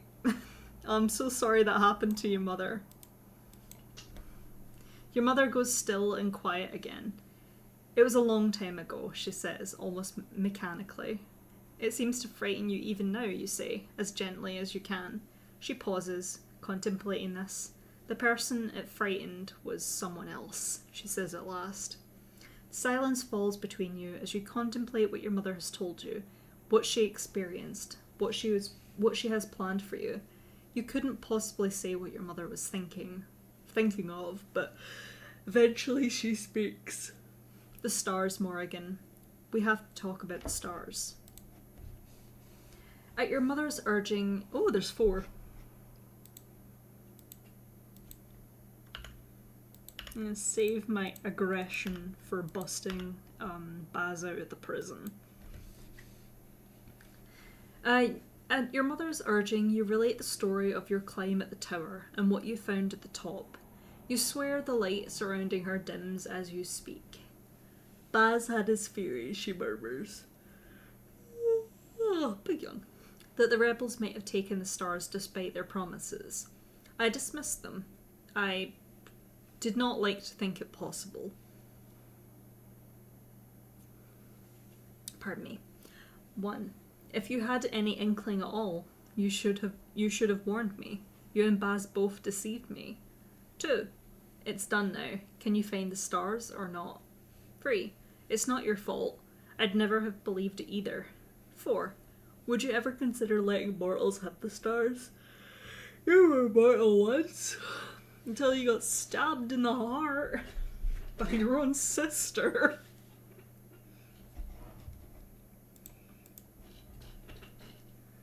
Stabby McStab. Haha. Yum. Okay. Coin toss. Looks like a coin toss. 2 or 3. Sorry, 2 or 4. Heads is 2, 4 is tails. Do not let it land in the drink. Jesus. It's tails, so we're gonna go with number 4. Would you ever consider letting... Well, end the poll. Whoops, no. There we go. Would you ever consider letting the mortals have the stars? You're mortal once. You see the sorceress flinch. I told you what happened then, how they hunted me like an animal for wielding the stars with talent, and you would grant them as a gift? And you would grant them this gift? You would grant them anything at all? She demands. That was one village, centuries ago, you point out. You don't know what would happen now. I do, she says, her voice cold, because I lived each of those centuries. I know how mortals squabble for power. I know how they hate. I mean, fair enough. But I don't think you always feared them as much as you do. You say, voice careful, you did so much good for mortals once. You helped them. I heard the stories. I think the rebellion, and Vivian before it, they reminded you of being attacked, of being frightened. I think your memories are more confused than you even realize. Morrigan. Perhaps you were wrong to think your mother's voice was cold before. It was nothing like this. Daughter. You were here to serve. You are here to serve, not to distract yourself with mortal lies. We will speak of your mission and nothing more, or I'll see to it that you never return to the city that so poisons your mind. But Vivian's there. You haven't finished, not nearly, but you're starting to see this might be a moment for discretion. If you're to prove this point to your mother, it won't be now. Fine. Do you have any means of locating the stars then? Her posture is still rigid, but she answers you readily enough. No, if I could, certainly I would have investigated when Baz first told me his suspicions. She pauses, as if searching for words. I have an affinity with the stars, that much is true. If they were lost nearer to me, I believe I could find them. But it does not... Pardon me. But it does not stretch so far, not at this distance, when I am so diminished. They are still in Calestri. I'm certain I would know if they were gone. I can tell you nothing more. Technically speaking, that's more than you had to go on before, but not by much. It's starting to sound like you're going to need to comb through the city by hand. Yeah, Dad is there, or kind of boyfriend is there. We need to go back.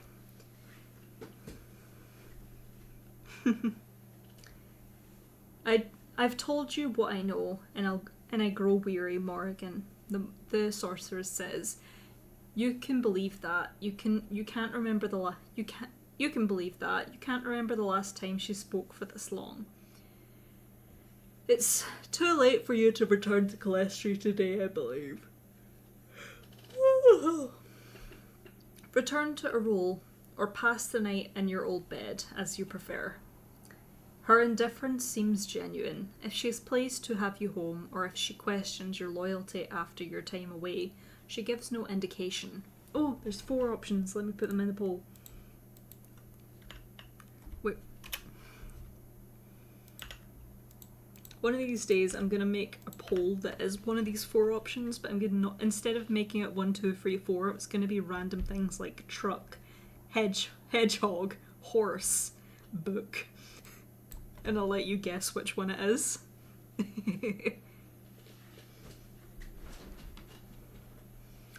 1. I'll stay, Mother. I've missed you. 2. I'll stay, Mother. Going back down to the village would be a bother. 3. I'll go, Mother. You need your rest. 4. I'll go, Mother. I don't think this is my home anymore. Oof. I vote book. Yeah, kill everyone. There we go. Murder. 100% number 3. Aw, I'll go, Mother. You need your rest. Poor Mother. Thank you, Morrigan, your mother says, her voice softening just a touch. Good night. It's late in the evening and Arul is quiet at this time of night. You've never had occasion to stay in the inn before, which is there's 4 options again.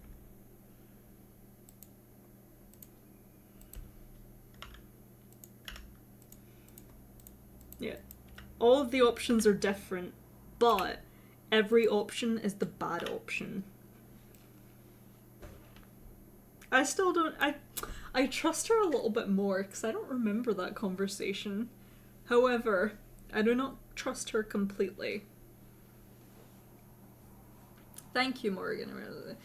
My God. You've never had occasion to stay in the inn before. Which is fortunate, as you imagine the innkeeper might have questions if he recognised you. As it is, all he does is grunt and hand over a key in exchange for some of Baz's coins. The inn is a small 1-storey building, and you make your way down a short hallway to a small room and a lumpy bed. Falling back against the unfamiliar bed, you reflect on the day, on what you've learned about your mother, the stars, and yourself. You fought back when you still believed you would hold the power. Believed you would still hold... Oh my goodness. What are words even? What is language even? You fought back when you still believed you would hold the stars by now, that Calestri should stay in the hands of the Assembly, not under you... Oh. Not under your or your mother's power at all. Is that still your intention? Book, beaver, badger, or candle? And I'll randomly assign what those mean.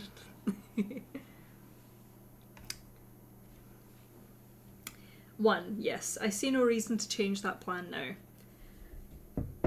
2. I'm no longer sure what would be a good idea. Maybe my mother and I should rule together after all. 3. I'm starting to think it would be best for my mother to have her throne back, just as before. 4. I've decided I ought to rule alone, not my mother and not the assembly. Tyranny! Tyranny! Something, something, something. 1 or 2. Okay. Okay. Coin toss. Heads for 1, 2 for tails. Don't let it... No. It almost went in my drink. My drink is half full and it's a big mug. Oh my god. Oh, it wants to go in the mug. Okay. Heads. It's heads. We can calm down. 1. Whew. Yes, I see no reason to change that plan now. Consumed with thoughts of Calestri's future and your own, you drift gradually off to sleep. Before your mind turns to your romance option. Oh, end the poll. No, the Democrats. What? Oh no. The inn is as quiet in the morning as it was the night before, and you make a quick and quiet departure. You head for the stables at the edge of town with as little ceremony as you can manage. It's not inexplicable. No, that's correct. Inexplicable. You take journeys back and forth to Calestri, but with as much on your mind as you have, you'd just as soon avoid anyone who recognised you. Pardon me? Besides, the more conversations you manage to dodge, the sooner you can get back to Calestri, and the sooner you can get to the bottom of all of this. That's your plan, at least. It remains your plan until you arrive at the stables to see a carriage pulling up in the street, and and Delegate Renard Ghislaine stepping out of it. Dun dun dun. Okay. 1, he's gonna be like, what are you doing in a roll? Don't you live in Thierry? What's going on here? Stop right there, criminal scum.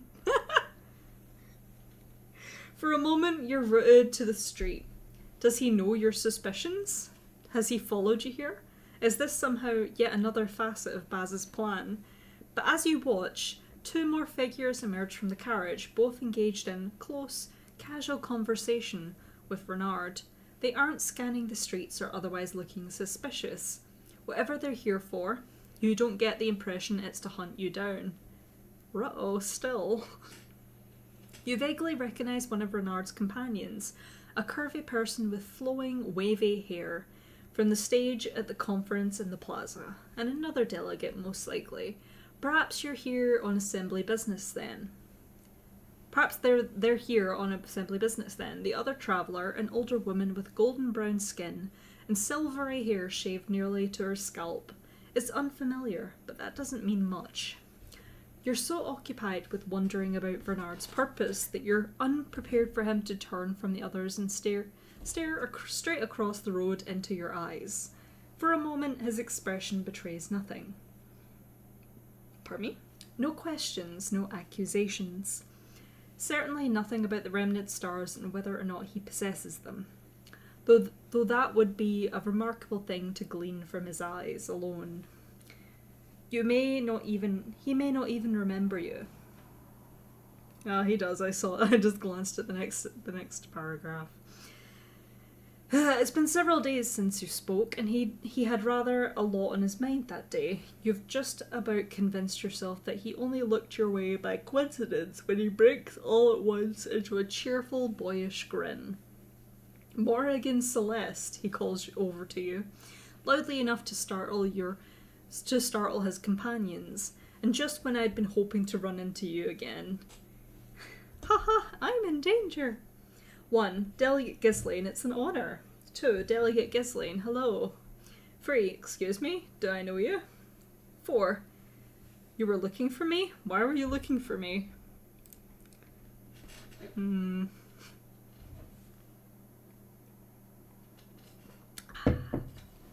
Gulp, gulp, gulp.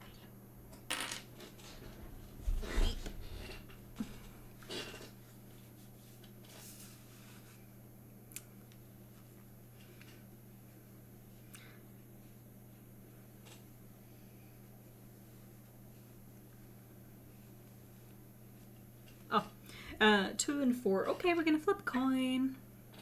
Don't land in my drink. 2 is heads, 4 is tails. Tails, so it's number 4. Where's my mouse? There it is. You were looking for me? Why were you looking for me? Oh, nothing so deliberate as that. No need to look frightened, Renard laughs, taking quick, long-legged strides across the street. We're all friends here, Morrigan. Having reached your side, he studies you a moment, his expression more thoughtful. I'd heard you were in a role, but I didn't think I'd be so lucky as to run into you. You blink. You'd heard I was in a role? Well, you cleared it with the authorities, didn't you? Very proper of you. Renard bends closer to you, lowering his voice. Don't go spreading this around, but I've got a source inside the Sublime Guard. He steps back again with a wink, the picture of affability. I imagine you wanted to get away from Calestri for a bit. I sympathise, truly. Awful situation you've ended up in. A role's an interesting choice. Beautiful countryside, but I confess, after growing up in the sea, I never quite know what to do with all this open sky. His tone is idle, but his eyes, as you gaze as his gaze strays upward, are not. There are quite a few questions you could ask this man, but the most pressing ones do not involve the sorts of topics you'd like to discuss out here on the street, particularly not when you have no evidence of which to accuse him, beyond the convoluted theories of a man currently imprisoned for treason. 1. What was it that you wanted to talk to me about? 2. What are you doing here and what are you doing in a role? 3. Is that why you made M captain of the guard, so they could pass you privileged information? Oof. 4. Is your husband here with you? 5. Are you feeling better since the conference?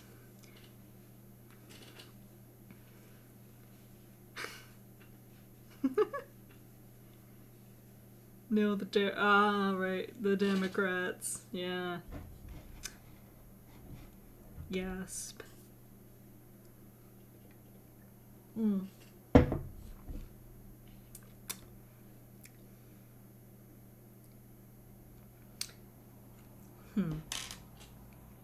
are you more suspicious of? The mother or Ghislaine?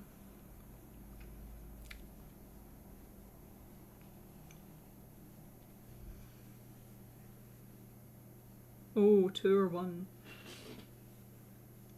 5, yeah.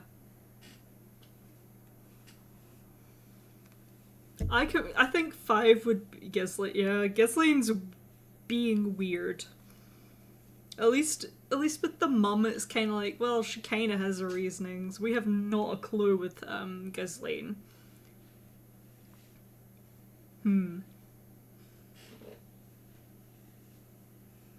Yeah.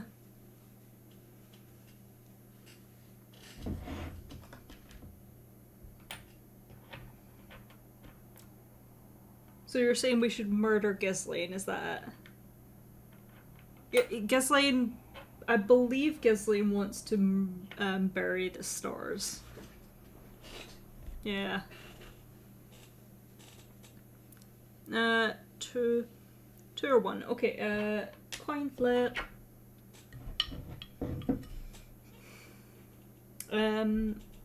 2 is heads, 1 is tails. It's heads, so it's number 2. Got very confused for a second there. What are you doing in a role? Of course I should explain, shouldn't I? So you know for certain I haven't just been chasing after you. And as for the business I had for you, that's better to discuss another time, Renard says. Looking back across the street, he straightens and claps his hands. Right, I think I'm being rude. Here, let me make introductions. Baz used to clap his hands when he made announcements. That was his thing. Or is this like a subtle, and maybe I'm reading too much into it, is Ghislaine kind of like taunting us with the fact that Baz used to do that all the time and he knows we're upset that our uncle/father is in jail. I might be reading too much into that, but I think that's what's happening. Bernard guides you back across the street to his carriage, where his travelling companions are watching you both, eyebrows raised. There's 4 options. I'll get when we get closer to it, I'll put in. He gestures first to the wavy-haired person, then to the older woman. I think it's supposed to be then to the older woman. Morgan, this is Delegate Karan and Morgan, this is Delegate Karan Anand. Got it. And General Liddy Kamar. Comrades of mine from the war. Don't listen to anything anyone tells you about Nobu or me leading the revolution. We were all youthful idiots then. Us and Karan and Renata. Liddy's the one who had the first idea what we were doing. Karan laughs obligingly, but Liddy's expression is stiffer. If I'd wanted recognition for it, I'd have been making speeches on street corners like you, she mutters, in a slight twitch of a smile that might convince some people the comment was a joke. Renard just turns back your way. Genial air intact. The Assembly's been sending delegates to some of the countryside towns lately, as many as we can. Some of us don't have as much time for that sort of thing as we'd like, but a roll's not so far a trip. It's 3 days, dude. It's a 3-day trip. It's quite out of the way. But a roll's not so far a trip. We've had a few upheavals in Calestria recently, as you're very well aware, and the truth can be so easily distorted from one town to the next. We're here to help assure people that the world's not been turned upside down, and let them know about the plans and the plans for the for the Gravedigger's Star. Well, we're at it, and one hesitates to mention, but I imagine you can guess the election is coming up. Of course. The look on your face evidently makes it obvious that you would not, in fact, have been able to guess. Renard raises his eyebrows. No, you didn't realise? The election for Astral Assembly delegates is held just before the end of the year, every 5 years.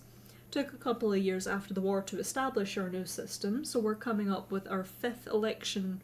So we're coming up in our 5th election right now. Oh yeah, because we're 25, and wait. Once every 5 years, and we're 25, but we were 3 years old when the rebellion happened. Well, so when our mother was technically killed, and then came back. So every 5 years, but they've had 5 of them so far.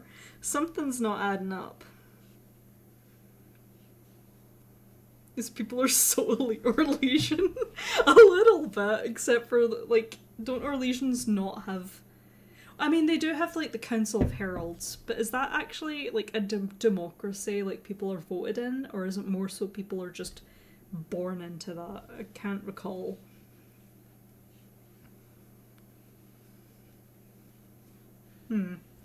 Anyway. Nearly time for all the candidates to declare themselves. Can I be a candidate? I literally turned up in the city like a week ago, but I think I could do the job. He pauses, gaze sharpening. You really didn't know? That's curious, Morgan. No, you didn't realise? You really didn't know them? Suspicious, Morgan. It's almost like you're an outsider. It's almost like you don't understand how our government works. Of of course, the game. I forgot about the game. I think Ghislaine would be good at the game, is the impression I'm getting. He's so bitchy, and I think that fits really well. You suppose it's not impossible someone's discussed an upcoming election in front of you, but there's been enough going on during your time in Calestri that it hasn't happened to catch your attention. The stranger question is why Bernard believes you. Supposedly a visitor from Thierry ought to have already known all about this. With the sudden focus in his eyes, it's hard to mistake it for an idle question. Pardon me? The suspicion you were expecting to see may have made an appearance at last. Poll time.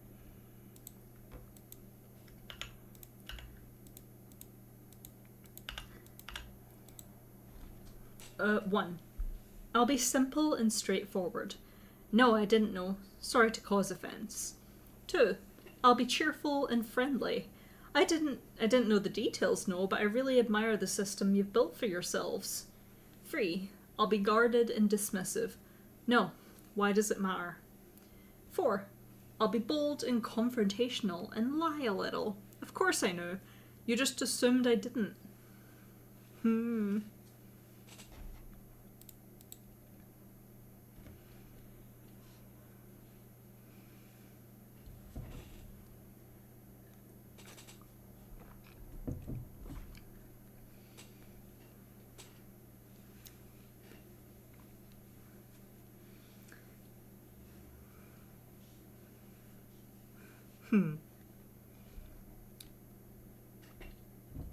Another 50-50, huh? 2 or 3. Okay. 2 as heads, 3 as tails. Okay, don't land in my drink. It is heads once more. So we're gonna go with number 2.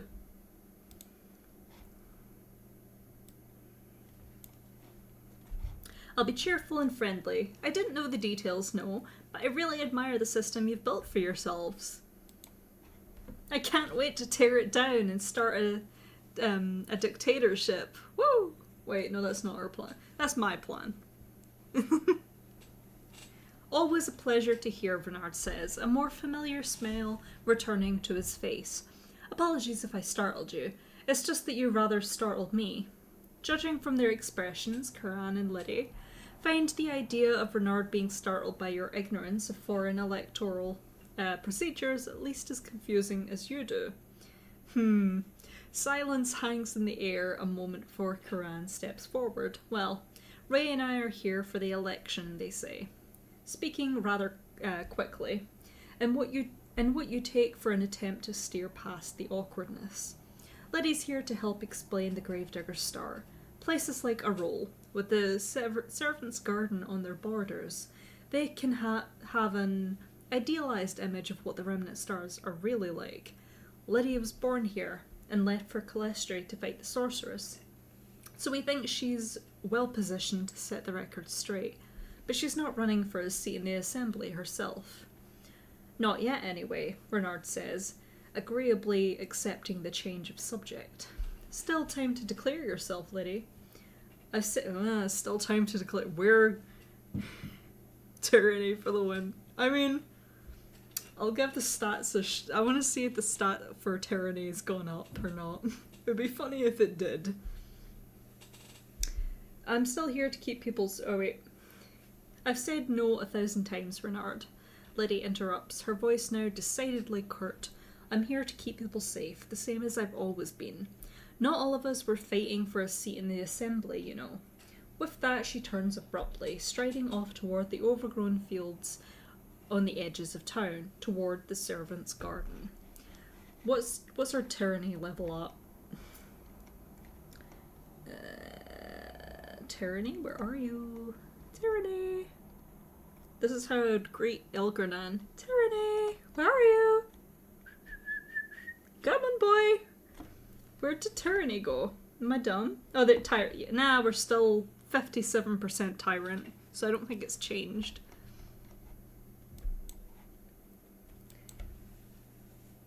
Oh, 4.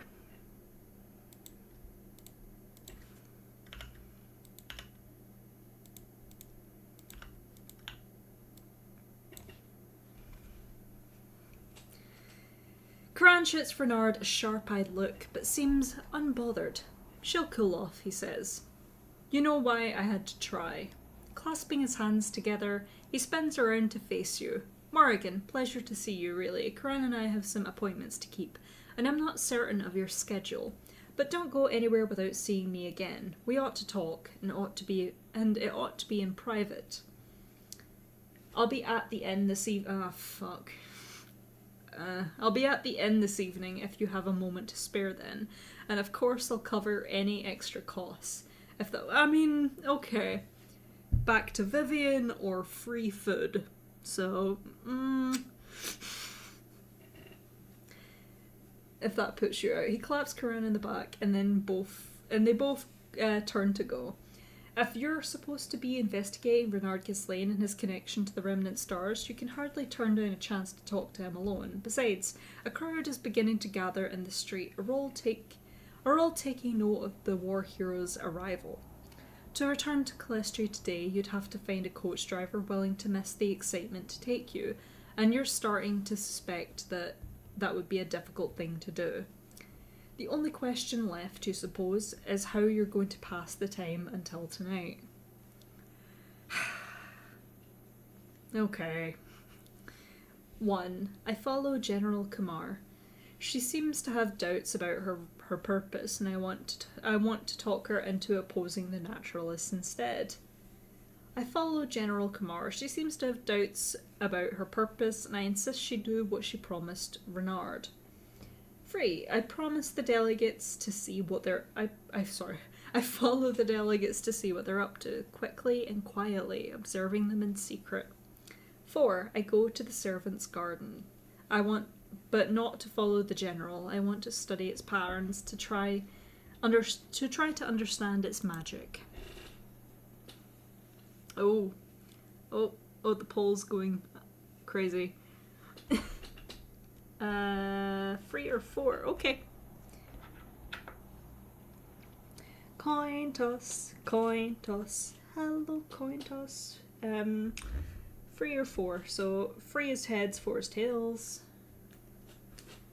I don't know why a toss is so high. It's tails, so we're going with 4. An excellent option. I go to the servants' garden, but not to follow the general. I want to study its patterns, try to understand its magic better. The fence around the garden remains, of course, but you enter easily enough and start tracing your way down the overgrown path. You're back soon enough at the clearing in the centre, the place where you have raised Vivian. And this time, studying it in the light of day, you'd swear you see something you never missed before. You'd swear you see something you never noticed before, that was it. A very faint shape visible in an unusual pattern of blue blades of grass. A shape that might be a person, a shape that might be your mother. Ooh. Is this where it happened? Where her town attacked her and the stars first entered her heart. You spend long enough wandering and studying the garden that you've missed most of the delegates' speeches by the time you return to town, so you make your way toward the inn.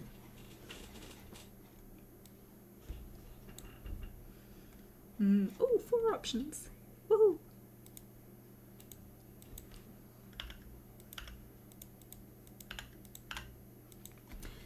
The innkeeper seems a little surprised to see you back, but has no objections to you staying another night. You wait in the tavern in the front room of the building, uncertain when to expect Renard. But he arrives almost immediately after the conclusion of the speeches in the town square. He must have came straight here.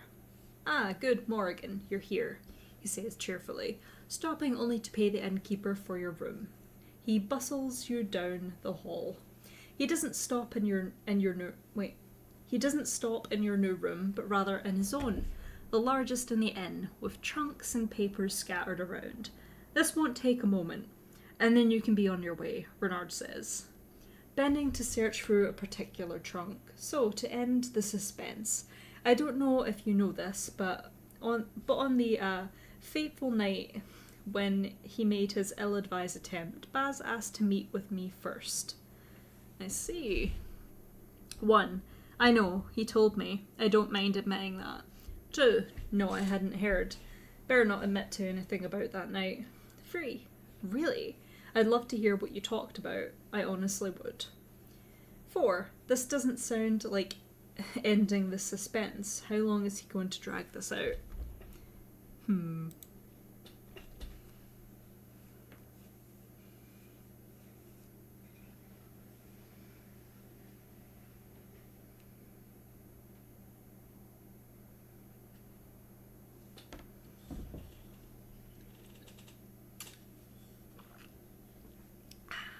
Yum, yum, yum, yum, yum. I don't think I mentioned, but my hot chocolate has got like a mint, or what do you call it, flavouring in it. So it's like a minty hot chocolate. Super nice.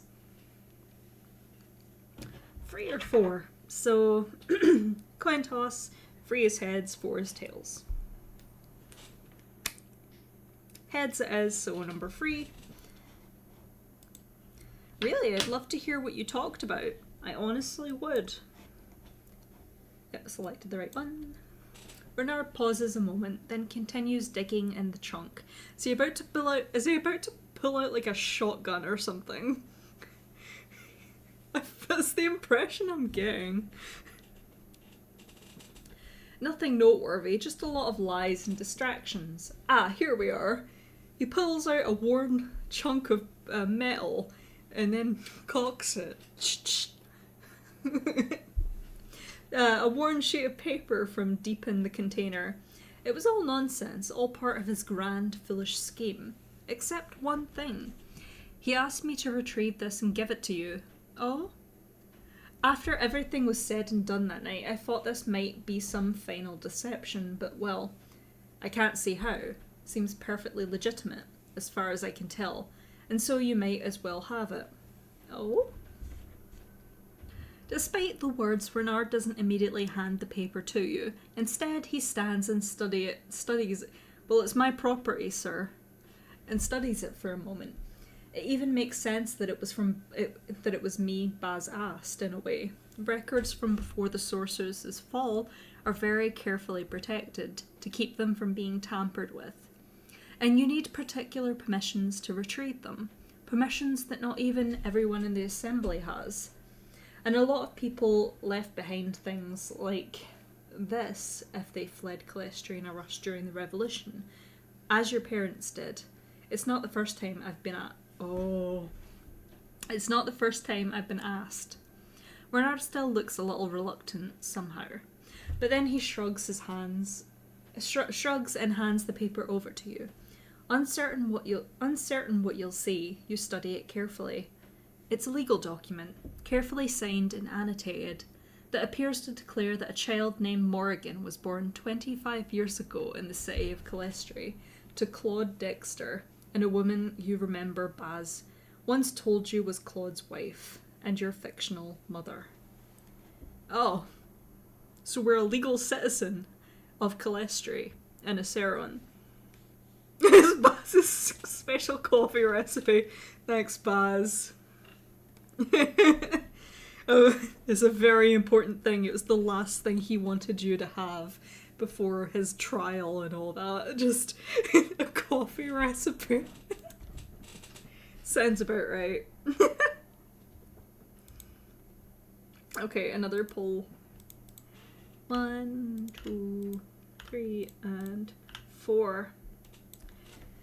Okay, the document is the appropriate age, yellowed at the edges. You have no real way of knowing for certain, but as Renard says, it looks legitimate enough. But Baz was once a scribe. There's really only one reason I can think of that Baz would ask me to retrieve your birth certificate, Morrigan. Bernard says, as you consider how you ought to respond. He wanted you to be able to prove you were born in Calestri, in Arisen, not Thierry. That you're a citizen. Pardon me? Given you the right to vote in, or even to enter the upcoming election. Yes! Tyranny! Coming! He smiles. Do you understand now why you caught me off guard before? Okay. Because Baz had some final scheme, something involving the upcoming election and your role in it. And Renard must have thought you were already aware of it. Why did Baz choose Renard to get the certificate then? Because the task was as specialised as Renard said? Or because Baz wanted you to have an opportunity to speak to the delegate alone? Everything's just schemes with Baz. Did Baz suspect Renard was involved even before Renard made his appearance that night at the tower? You can't ask Baz what he was thinking now, at least not as easily as you might have once. Right now, Renard Ghislaine is expecting a response. Some take on Baz's schemes and yours, and you're going to have to give him one. 1. I'll invent a clever, convincing explanation that paints both Baz and me in the best light possible. 2. I'll say I needed the birth certificate for my own reasons, and I threatened Baz to force him to get it. 3. I'll tell Renard my business is my own, as Baz's is his own, and it won't answer any questions about either. 4. I'll put on a creative performance insisting Baz's nefarious intentions are a mystery to me. You see, I don't think... I don't know. I feel like he expects a response and we're gonna have to just give him something, or he's gonna just think away and reach his own conclusions about what's going on. And we don't want none of that. No. It's because I'm such a snake. It's just that, is it a Vine or something? Or is it TikTok or something? I can't remember. She's such a snake. And the person's just like on one of those, the things you stand on and they move forward. And I forget what they're called, but they're lying on it and they're just on the floor, just kind of snaking around. I got that, but it's Ghislaine in my head. Number 1 is, okay. I'll invent a clever, convincing explanation that paints Baz and me in the best light possible. You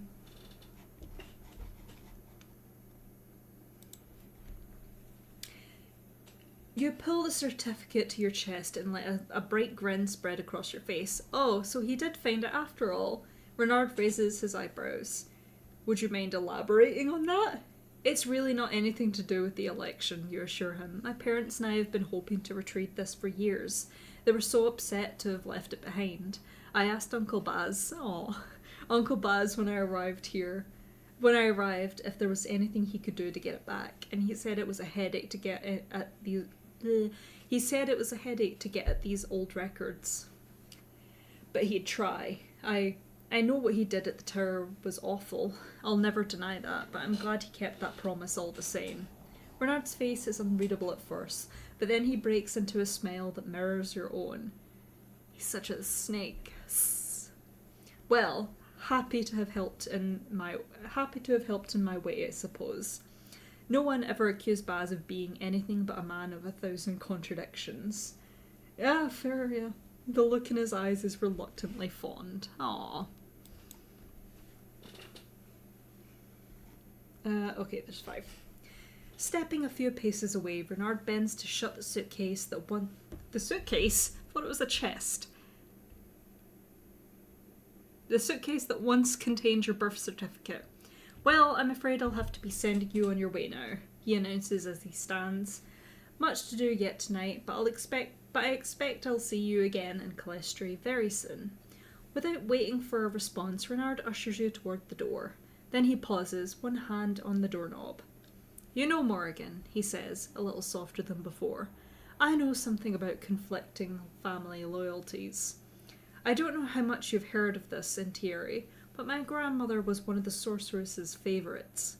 a general from the war with Sokumo a few generations back. My parents were desperate to retain that esteem, even after the sorceress proved she was truly a monster. My father recanted eventually, but too late. Certainly too late for us to have any way of rescuing him from the sorceress's wrath. My sisters and I were the ones who truly took a different path. You do know this, of course, from your mother's tales of the younger Ghislaine's treachery and ingratitude. But you can hardly say that to Renard. It seems to me you intend to take a different path from your uncle too. If there's anything I can do to assist you, I hope you'll let me know, he finishes, smiling. Have a good night, Morrigan. With that, he leaves you in the hallway. 1. Despite Baz's accusation, I like Renard. Whatever's happened to the stars, I hope we can resolve it peacefully.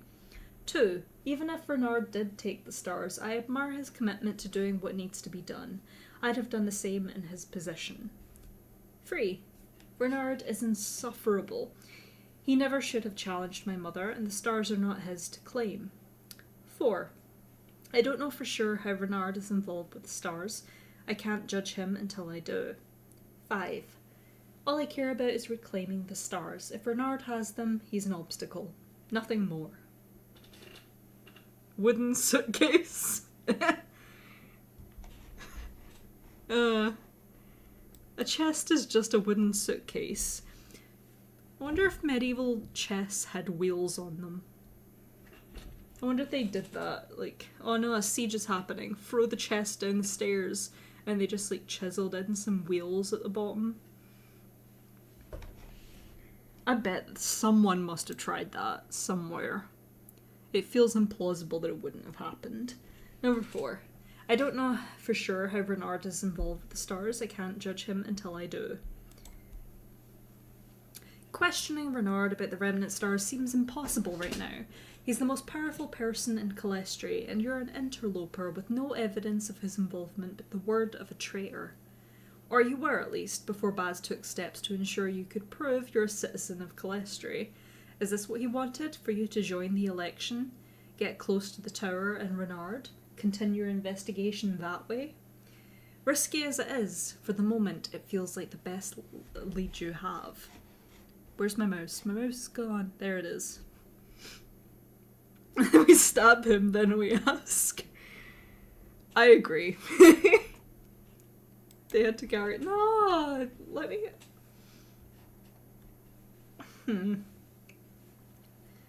Sorry, I saw the word marriage pop up and my brain went, ooh, I would marry Vivian. You keep thinking the matter over... You keep thinking... Oh my goodness. You keep thinking the matter over that night and into the next day. When the excitement from the delegate's visit abates, and you finally manage to arrange your passage back to Calestri. But something else keeps creeping into your mind as well. You spent your life thinking that your mother ruled for centuries all alone, that she had no lovers, no partners, no companions to rule by her side. Aside from everything else, from the secrets and lies and all the ways your world has shifted since you climbed the tower, the idea that your mother was married is incredibly strange. Whatever your own thoughts on romance, she never mentioned you having a consort either. Ooh la la. Just the two of you ruling together as mother and daughter. What did she intend regarding that aspect of your life? And that question leads unavoidably to another.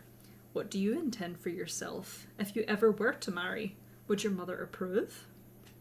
Clearly she isn't opposed to the concept in general, but given her apparent thoughts on all mortals other than Baz, and yourself, you're forced again to remember, it's hard to imagine anyone earning her blessing.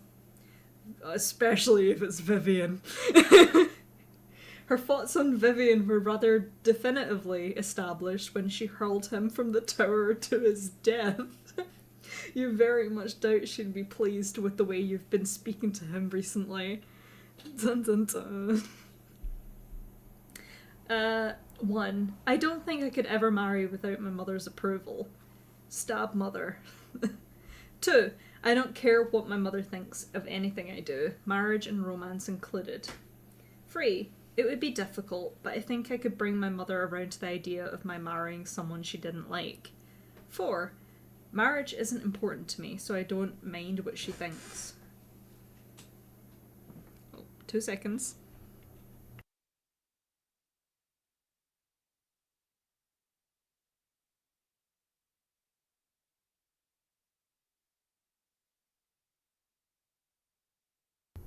It was kitty time. 4. Marriage isn't important to me, so I don't mind what she thinks. 5. I'll deal with the idea of marriage if and when it's relevant. No point in thinking about it until then. 4 no the. Oh wait, 3 was it free? 2 or free? What are 2 and 3? I don't care what my mother thinks, so I do marriage included. It would be difficult, but I think, oh yeah, 2 and 3 are good.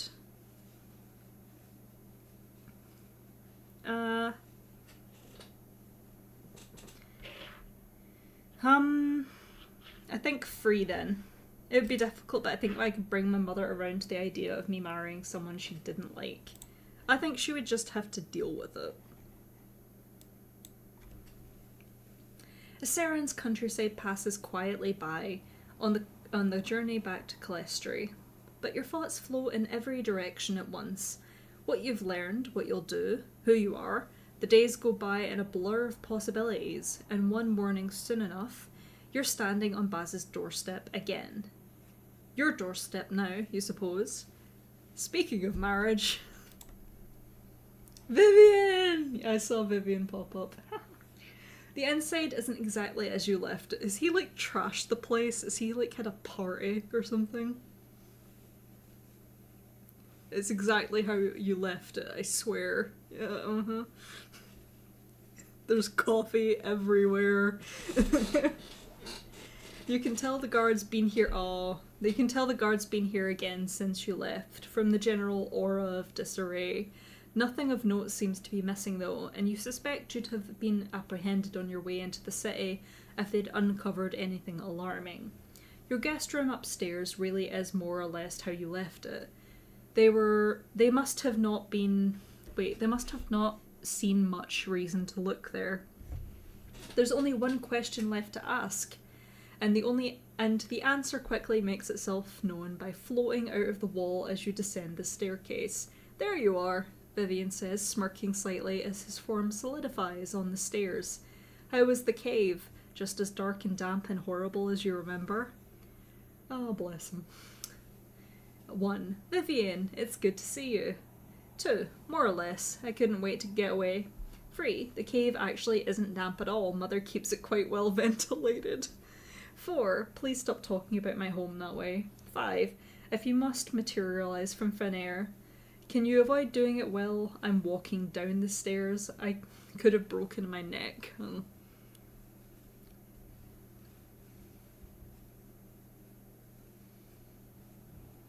1. Okay. Vivian! Another hug. It's good to see you. Of course it is. You've been trapped in a cave for days, he mutters. But his smile widens and his scar flickers. Aww, he likes us. What did you do while I was gone? Party hard. You ask Vivian as you come to the bottom of the stairs. Vivian shrugs. Wasn't anything interesting. Just went around the city, always more of it to see, especially now. A lot bigger than it used to be. Never had the time for that kind of thing before. Only went places for a reason. Don't even have to deal with people when I do it. I can just hide away. It's nice, I guess. He pauses, then adds. Not saying I prefer it to you giving me my life back, mind. Just that it's nice now. Nice for now. So he did not like... Maybe he did. We'll wait.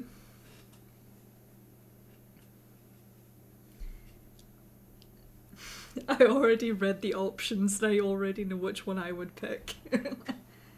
Staring into Baz's kitchen, you contemplate your options. Baz's arrest means a lot of things, but one of them, one you've hardly had time to pay the proper thought to, is that the person you knew best in Calestri is gone, no matter what you intend to do now. Find the stars, help the city rule itself, shape Calestri's future and your own. You won't be able to do it alone. It's perhaps a bit early to begin telling people the truth of your past, but whether or not you mean to make that known eventually, you're going to need allies.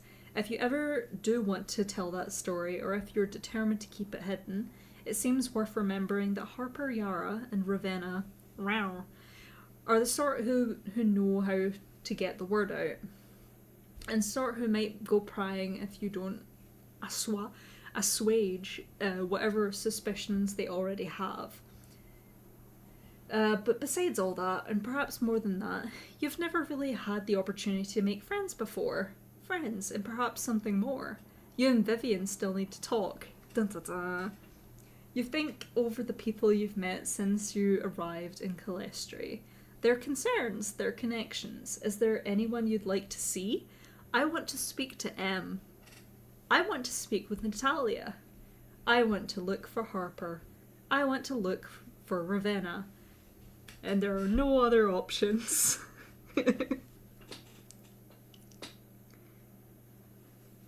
Oh, hi Tabitha, hi! Yeah, we went to go visit Mother to find out what the hell's going on. Left Vivian behind. Told him to just do whatever the hell he wants while we're gone. We talked to Mum, found out she wasn't always immortal. She was immortal. She was married to Baz. In secret, I assume. And that she was, in fact, murdered by her mortal sister, and that's kind of how she became immortal, because the stars entered her heart or something. And then we ran into Renard Ghislaine, who gave us a birth certificate. Turns out we're a registered citizen of Calestri and the kingdom of Iseron. So we actually can legally, we have a citizenship, which is big fun up.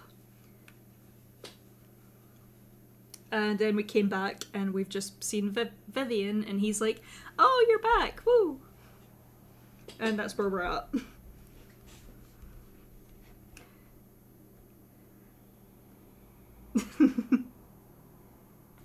Yeah.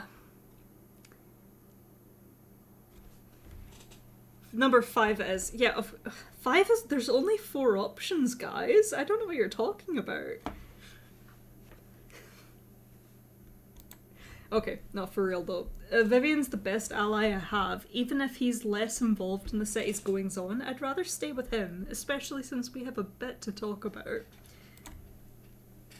Oh. Vivian says when you offered to spend the morning with him, casting you a look of vague suspicion. Don't be suspicious. Dude, we hugged. Oh yeah, we hugged. I don't know if you were there, but we hugged Vivian, and he hugged us back, and it was nice. Can if you want. Not going to stop you. Right. He hangs in the air a moment, circling toward Baz's front door. I had plans though, he adds eventually. Plans to do what, you ask, following as he drifts onward. Can I help? If you want, Vivian repeats, lowering himself to the ground in time to, for once, grab the doorknob and open the door in a traditional fashion. Yeah, You expect to have to prompt Vivian for an explanation once you've joined him outside.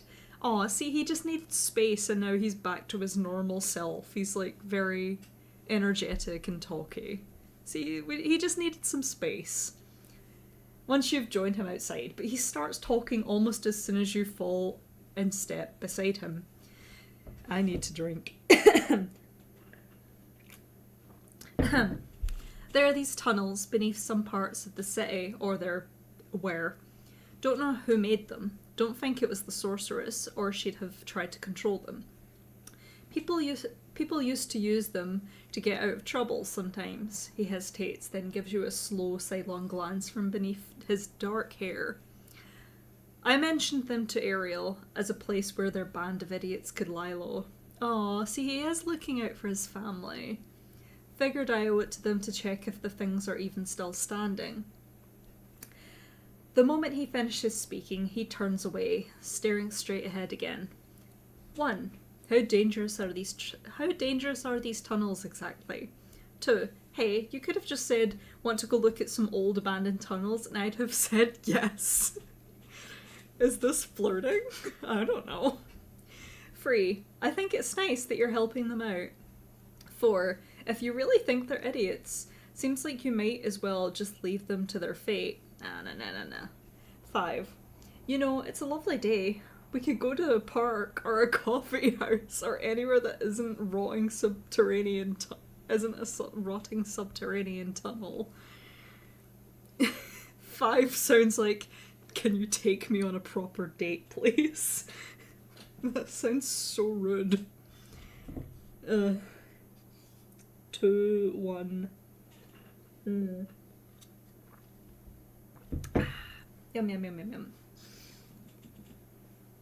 I do like to.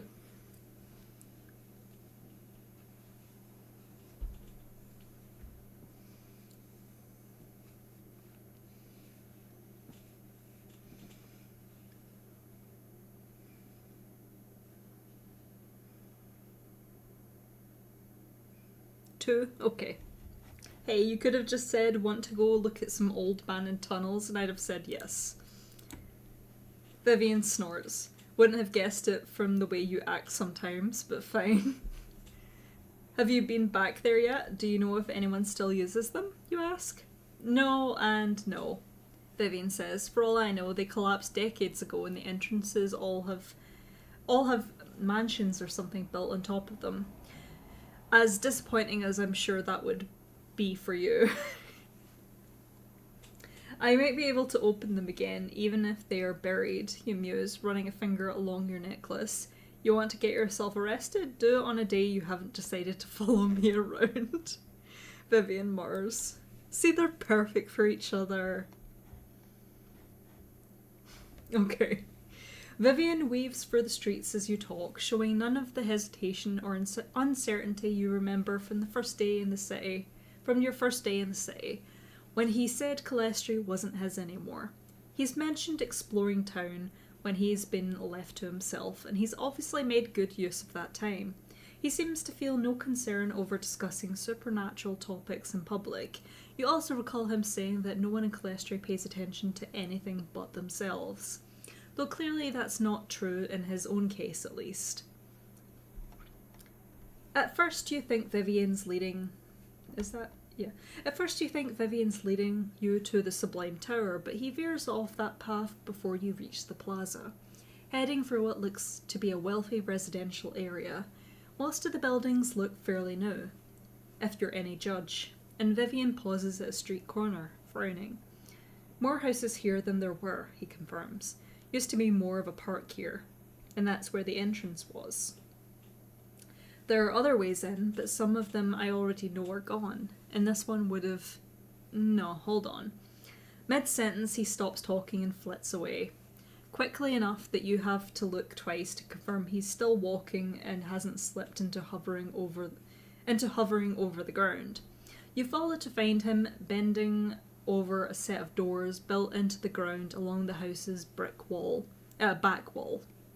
Ones that look as though they ought to lead to a cellar of some kind. Old entrance was right here exactly, buried in some garden stones, Vivian murmurs as you approach. Someone built a cellar in the same spot. I'll bet you anything they knew what they were doing. So that means... Tell me if anyone comes this way, Morrigan, and watch the windows. Without waiting for a response, Vivian crouches down and sticks a transparent hand straight through the doors, searching the other side for a lock. 1. Vivian, that's illegal. That's private property. 2. No one coming that I can see. 3. You're getting good at controlling your powers, you know. 4. I just keep a quiet lookout. 5. You couldn't have taken a moment first to plan this?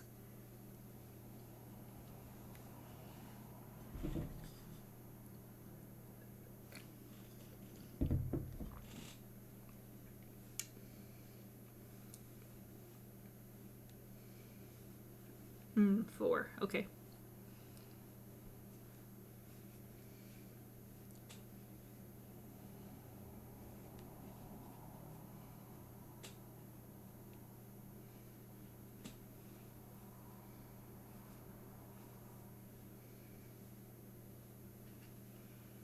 Four. Okay.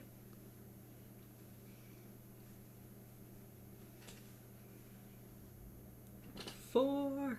Okay, 4 is clearly winning it. I just keep... Yeah, 1, 2, 3, 4. Yep. I just keep a quiet lookout. In the silence, Vivian works quickly. There's a click, and then the doors swing open into the ground. I'm not sure that's how cellar doors work. Don't they open upward? Or wait. I'm very confused. Vivian carefully guiding them so that they don't make a sound. I am so confused. Guiding so they don't make a sound. He tilts forward into the opening in the earth. And what would be free fall if he couldn't control his own descent? The silence doesn't look too far, and you can't see many alternatives to following after him.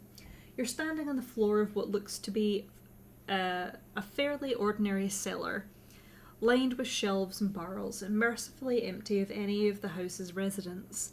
Vivian hovers up to silently shut the door behind you, then slides his hands down the wall directly beneath it. With sunlight cut off, it's too dark to tell if he's just running his hands across the surface or actually sticking them inside. Regardless, in a moment or two, he gives a satisfied grunt and shoves aside what you'd taken for solid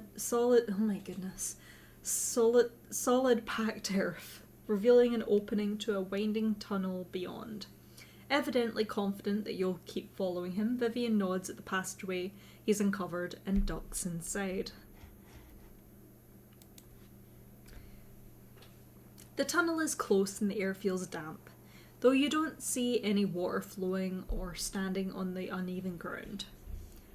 Occasionally, plant roots twine down from above, but it's otherwise featureless and dark enough that you have to pull out a star slither to light the way. It's a far cry from the cavern where you were raised. You managed to get a decent distance from the house where you entered without encountering a cave-in, or anything that seems on the verge of collapse. It appears there's some degree of structural integrity at least. Clearly not a secret now, or at least not to whoever owns that house, Vivian says after edging down the thin path for some time. But it doesn't look like it's been recently used. It's hard to tell how Vivian's determining that. Even with the light of the stars, you can't see much. It's not the first time you've wondered if Vivian can see in the dark better than you can. 1. Maybe it was a previous owner who built that door and the current one doesn't even know about it. 2. Seems like something the rebels might have used in the war. Maybe no one has since. 3. We could always go back and ask the person who owns the house about the tunnel. 4. Does that mean you won't be telling the reminders if the tunnel's not a secret? 5. I really wish you'd told me we'd be committing a crime today, Vivian.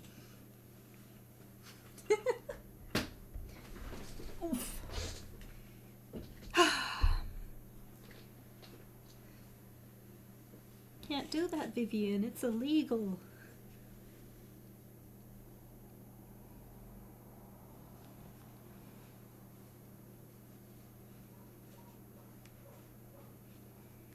Two. Okay. 2. Okay.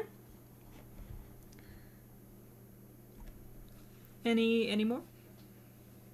2. Okay. It seems like something the rebels might have used in the war. Maybe no one has since. Could be, but I don't know why they'd abandon it. Not like they'd stop having things to hide when the war ended, Vivian says. Anyway, Ariel fought in the war, and they didn't know about the tunnels. Wait, is Ariel the grandmother, or... Well, like, grandparent, I guess?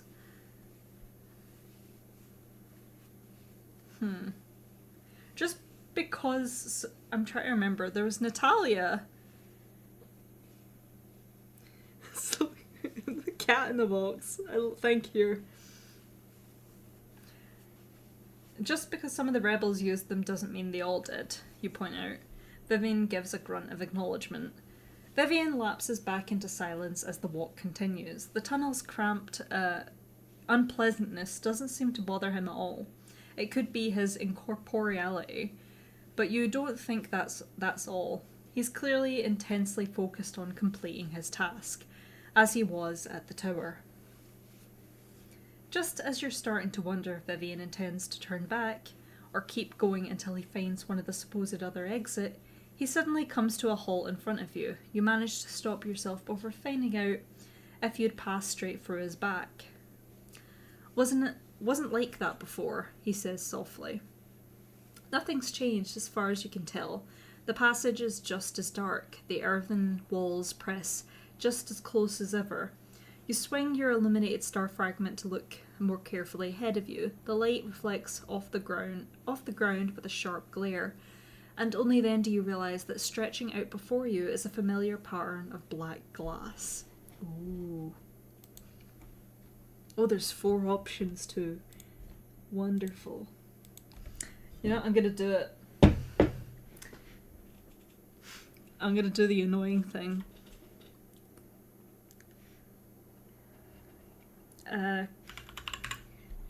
Instead of numbers, we're gonna use things.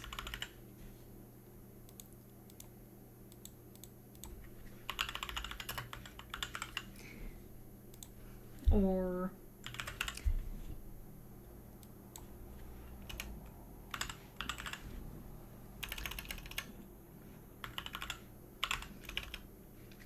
just to spice it up a bit.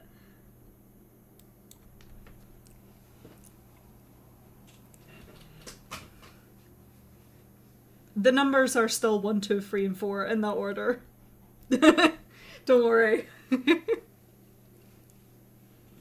Or are they? Wait, was it? Yep.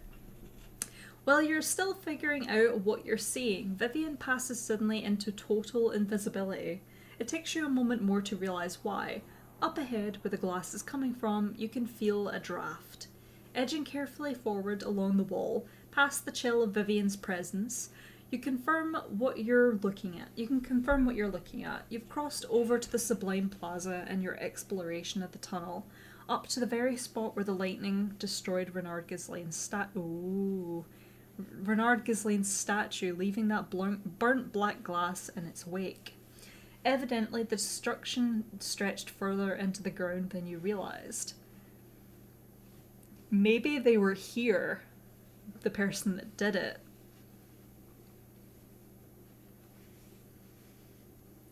Finally realised the scorched blackness spreading down into the earth itself, unnervingly smooth in its branched, arcing patterns. It spreads out before you and stretches up to the patches of sunlight you can just see up above. The glass against the earth looks almost like blood splashing into water. It sounds pretty, honestly. It sounds like art. And we're all about art. You stare in awe for a few moments before discerning a pounding noise from above. Repair work being done in the plaza perhaps, but even the workers don't seem to realise the extent of the damage beneath them. Because there's a sudden shattering of glass and then a figure comes tumbling down into the cavern. The sunlight breaking through the cracks catches his terrified face as he falls, framed by glass, and for a moment you'd swear he's looking directly at you. Pepper spray. Well done. Coin. I fly up to catch him, though I'll have to be strong to support him, and I'll be publicly using the stars book. I flee the scene as fast as I can, trying to close off the tunnel behind me. No one can find out how far the tunnel stretches. Pepper spray. Hoping Calestri will answer me, I shape the earth to push him back up upward and seal the holes. He won't realise what really happened. We're gonna gaslight this poor man. Spotify. Thinking quickly, I find a way to help the man without using magic to do it. Pepper spray.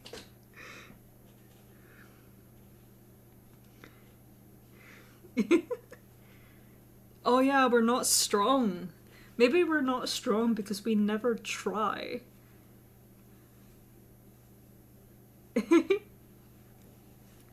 It seems like Spotify has won. I think I'm gonna do this from now on because it makes me happy.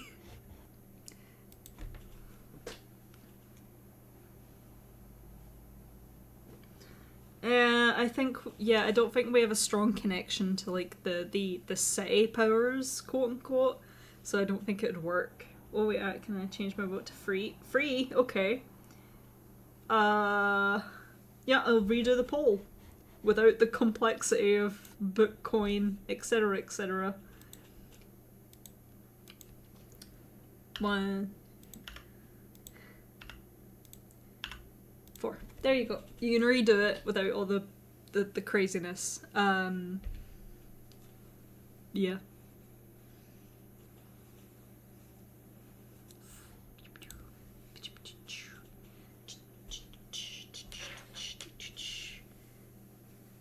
We'll see. We'll see.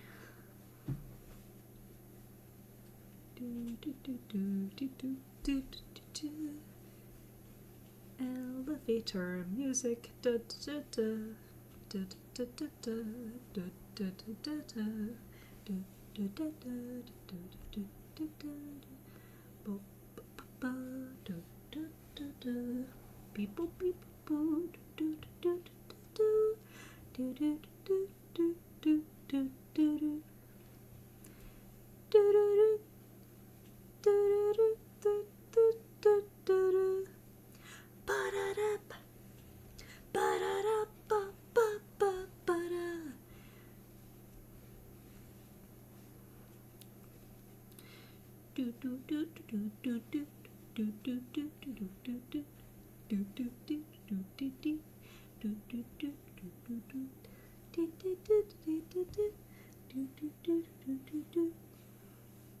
I'm not gonna lie, I could do that all day.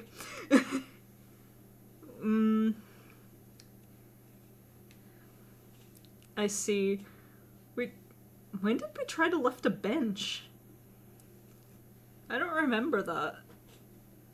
Was that like chapter 2 or something?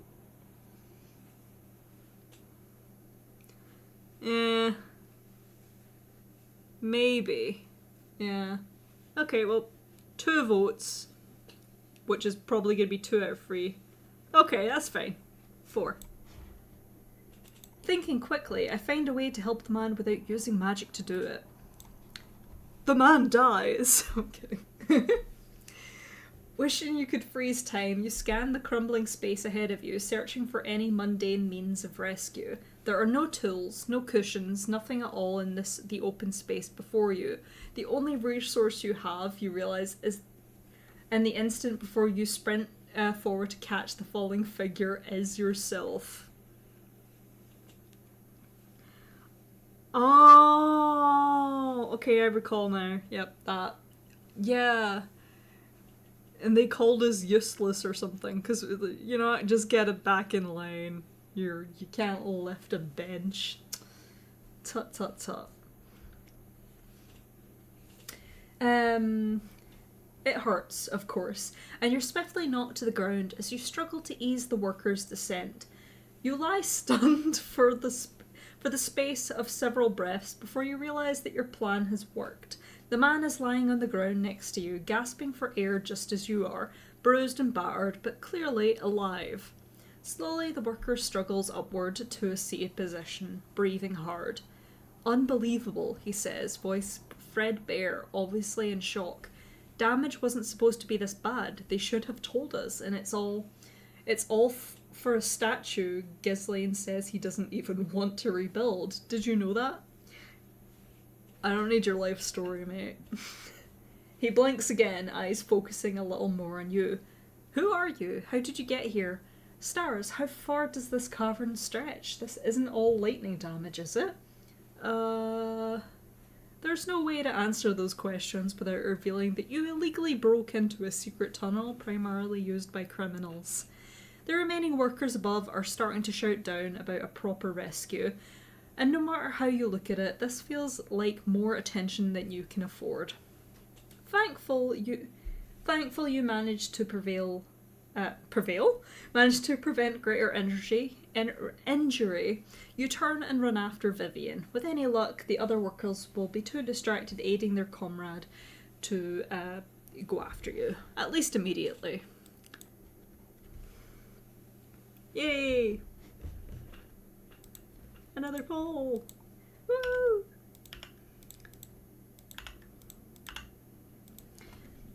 There's no obvious pursuit from the workers in the plaza as you flee. Thank you, motorbike. I think that's a motorbike. There's no obvious pursuit from the workers in the plaza as you flee further and further away. Presumably, they're still occupied by investigating the damage, but you don't know how long you have before someone gets curious. Getting out of the tunnels as soon as possible is starting to seem like the best idea. Perhaps predictably, just as you're trying to figure out how to track down Vivian in the darkness, the man himself shimmers into view, leaning against the earthen wall. Anyone dead back there? He asks, eyes averted. I mean, I could bring them back just like I brought back you, but that wouldn't benefit me. 1. Thankfully, no. 2. If you're so concerned, would have been nice for you to help me back there. 3. Never mind that. Good thinking getting out of there. We need to keep going before anyone finds us. 4. I heard something odd back there. Did you know Renard Ghislaine apparently doesn't want his own statue rebuilt? Why would that be?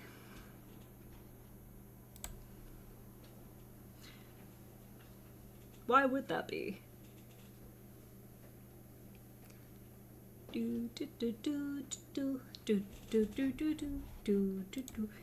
Number 4 has 1. I heard something odd back there. End poll. I heard something odd back there. Did you know Renard Ghislaine apparently doesn't want his own statue rebuilt? Why would that be? Vivian gives you a flat stare. Why would you think I'm the person to talk to about this? Maybe Dexter's right and he stole the remnant stars and he feels bad about it. Maybe he doesn't like statues. You glance Vivian rolling his eyes as he turns down the passageway. Looked like you meant to get out. Good instincts. Let's go. I suppose this means you'll be telling the reminders to stay away from the tunnels, you say once you've wound a bit further through the darkness, since they've been discovered. Vivian says. You're used to his grunts and monosyllables. But this one doesn't sound like the rapid agreement you were expecting. Vivian almost seems conflicted. You're going to say they should use them? You ask, and Vivian gives a frustrated sigh. There are other passages, he says, after a pause. They don't all connect. Guard might not find all of them. Or they might think they're too dangerous to investigate with what just happened, block them off without exploring. Or there'll be ways around whatever they put up to close them. Might still be some use to the reminders, depending on what they do. And Vivian hesitates. The silence much longer this time. Seems like the kind of thing these people might appreciate, even if it's dangerous. Hidden passageway, going straight to the tower. They could take the ground right out from beneath the guard this way. They might think that's worth the risk. You blink, startled. I thought, ooh, there's 4.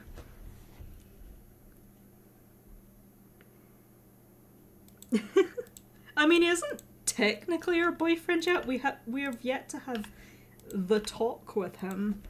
So, it's kind of weird. I think the official medieval term is courting. We're in the early courting stage. We're perhaps wooing. I don't know. I thought you wanted to get... Yeah, you blink, startled. I thought you wanted to get them out of trouble. That sounds much more dangerous than anything they're doing now. I know. Irritation is creeping into Vivian's voice. Could be a lost cause with that lot, though. So maybe it's better to give them something they can use. He sighs again. I don't know, Morrigan. What do you think? Oh, don't ask me. No. 1. Tell them to stay away. Too many people would be in danger. It's the kindest thing to do. 2. Tell them everything. It's worth the risk for the assembly to get what's coming to them. 3. Don't say any more about it. Not your business. Let them figure things out on their own. 4. Of course you should tell them to use the tunnels. They're your family and you should build a connection with them. See, I don't think they should use the tunnels because I think someone's going to get hurt and Vivian's going to get upset. But I don't know. Oh, I guess you guys have decided, yep, tell them everything. Tell them everything. It's worth the risk for the assembly to get what's coming to them. Vivian snorts. Thought you and your mother were taking care of that. And it doesn't seem like she'll be too fond of the reminders either. She won't, you admit, but she's not here yet, is she? Vivian glances back too briefly for you to read his expression in the dark, then keeps moving down the tunnel. Already learned my lesson about getting on your mother's bad side, he says. I think I'm smart enough not to meddle with her again. Not before I've gotten my life back anyway. Oh. This city must burn. Yep. You may... Oh, there's 4. You get to see my excitement and surprise in real time. This is what I'm like when I'm doing literally anything. So, researching videos, just... Ooh! Didn't know that. You make it to the door where you first entered the tunnel with no signs of pursuit. Perhaps the workers are too occupied with the aftermath of the accident. Vivian is waiting at the tunnel's end, contemplating the earth-carved door leading back to the house. Ought to check what's out there first, make sure whoever owns this place hasn't come home.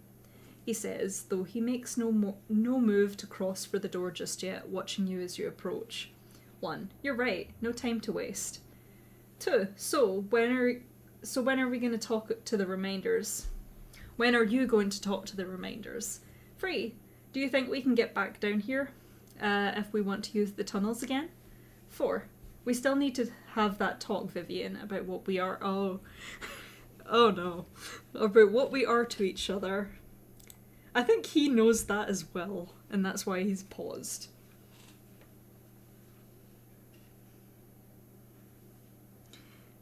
Maybe... I don't know. He's definitely wants to talk about something. But I guess we could talk about it at home? I don't know.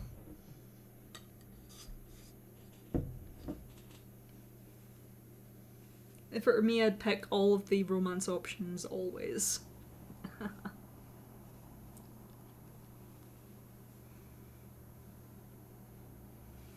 Hell, maybe he'll be the one to pick up the conversation. Maybe he's just working up the courage. 3 or 4. Okay, 3 is 1. Okay. Do you think we can get back down here if we want to use the tunnels again? Questions not if we can, questions if it's worth the risk, Vivian says. Like I told you, there are other entrances, but you'll want to see what happens with the plaza collapse first. With a shrug, he passes through the door, opens it from the other side a moment later, and ushers you back toward the streets of Calestri. Oh, shit! Okay. Continue to chapter 6, okay. I guess we're just about done, okay. Guess you guys missed your opportunity to have a romance talk with Vivian. The next morning you awaken slowly, still unused to the quiet of the house in Baz's absence. As you come downstairs for breakfast, though, you realise that the streets outside are not quiet at all. There's some sort of clamour among your neighbours, and you wonder if there could have been yet another magical attack. Making your way outside, though, you find it's not a supernatural crisis, but a political one. The other residents in your street haven't known quite how to treat you since Baz's arrest. But the moment you step outside, free people are surrounding you and demanding you buy a newspaper. You've been too distracted to purchase many issues of the Comet so far. But it's not at all difficult to track down its envoys selling copies on practically every street corner. Unfolding the paper, it doesn't take you long at all to discover the revelation that seems to have caught all of Calestre's attention. Nobu Marden, Renard Gislane's husband, intends to leave the Astral Assembly, the Comet announces, which means that, with only days left for candidates to declare themselves, the Assembly is about to have an open seat.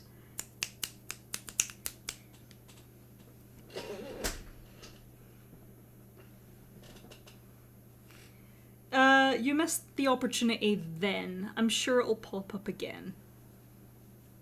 Like, the game knows we've soft-locked him, so I'm sure next chapter you get to talk about that.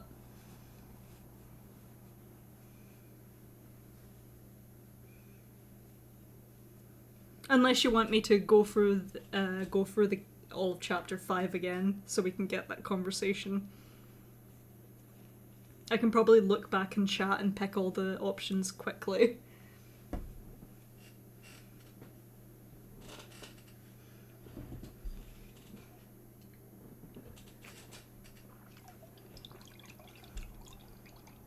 Besides, Vivian does seem like the kind of character where you take things slowly, which is nice.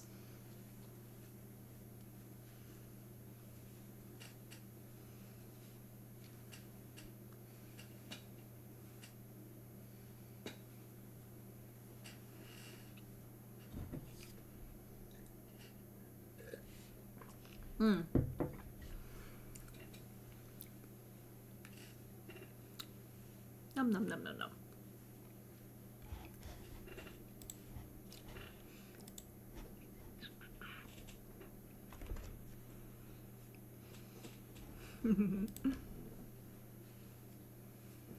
I don't know if it's a popular enough game that it'll have, like, results like that. If you want, I can do it again in my own time. And we can just, next time we'll just replay that last conversation. Okay. I'll look it up real quick, since we're finishing. I don't want to say early, but compared to last time, early.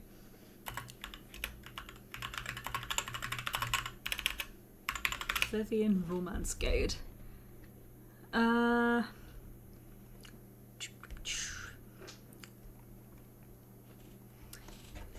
Okay, people do talk about it, at least.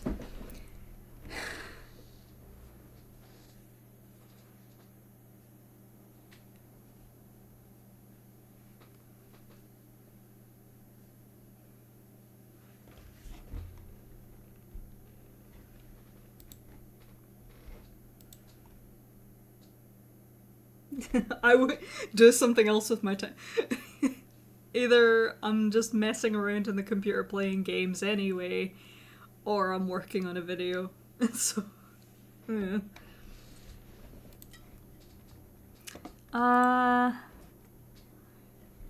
Oops.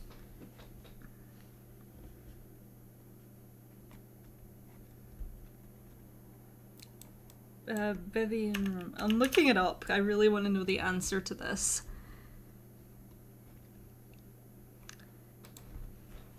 Developer diary, okay.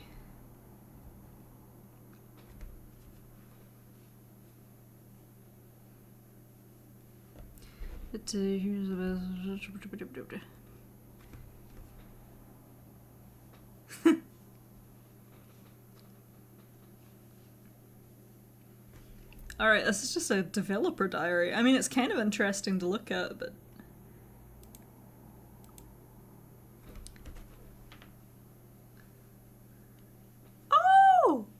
Sorry, that was really loud.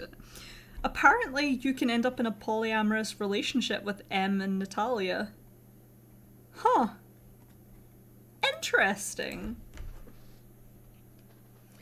Yeah. We're reading her page. Oh my god, I've got so many. You know, I didn't just buy new books. I ended up,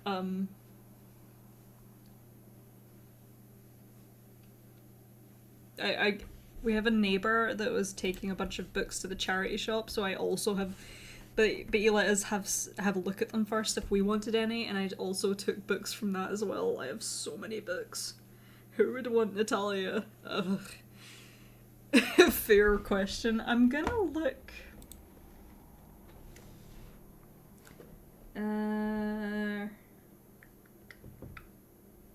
I would like to share this game with friends. Change settings. Settings? Oh, that's probably just like fonts and whatnot. Quit the game. Restart. I'm trying to wonder. Okay, no. Return to game. I can, at the end of chapters, I can restart the chapter. So I could also play ahead and then restart it. So I can see if we've missed. I don't think a single prompt about what we are to each other would do anything, surely. I'm paranoid about it now, though, because I do want to see the rest of the romance. Whatever. I'm sure it'll be fine. It'll be fine. It'll be fine.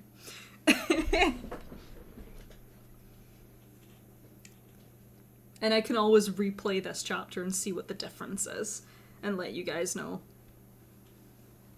next time. Anyway, I think we'll finish up here. Continue to chat. It's been like nearly 3 hours and it's like nearly 10 o'clock at night, and I don't know how long chapter 6 would be. So I would rather... Do you guys want to continue to chapter 6? Because it might be another 3 hours.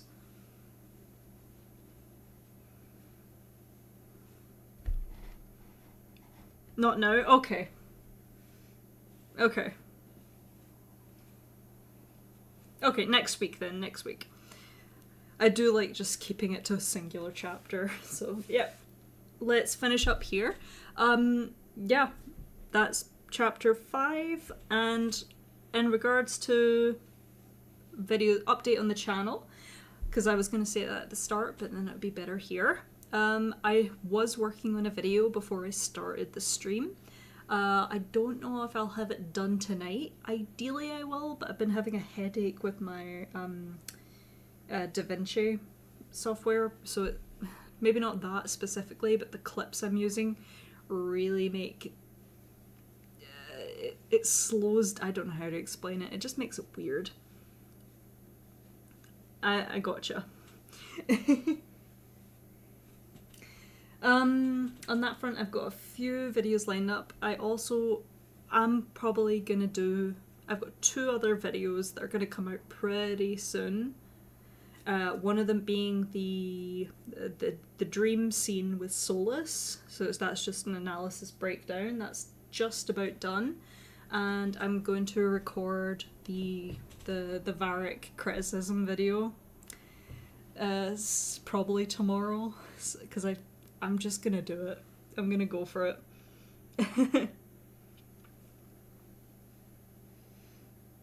It's a criticism and I want to talk about it, and I need to say something, finally. It's driving me mad.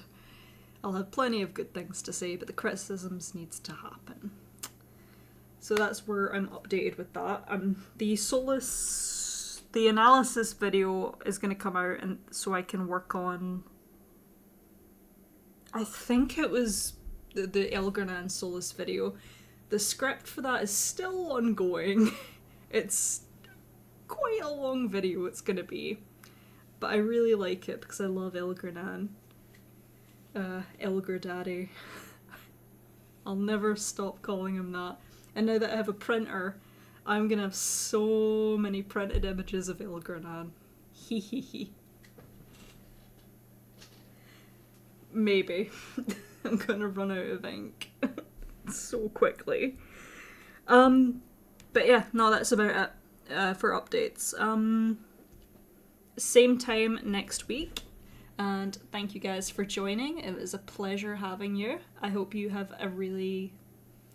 Well, I guess it's evening for everybody now, or early evening. So you all have a good evening / night. I'm going to pop off now. Goodbye. Oh gosh, how do I... Yep, got it. Found it. End stream. Bye.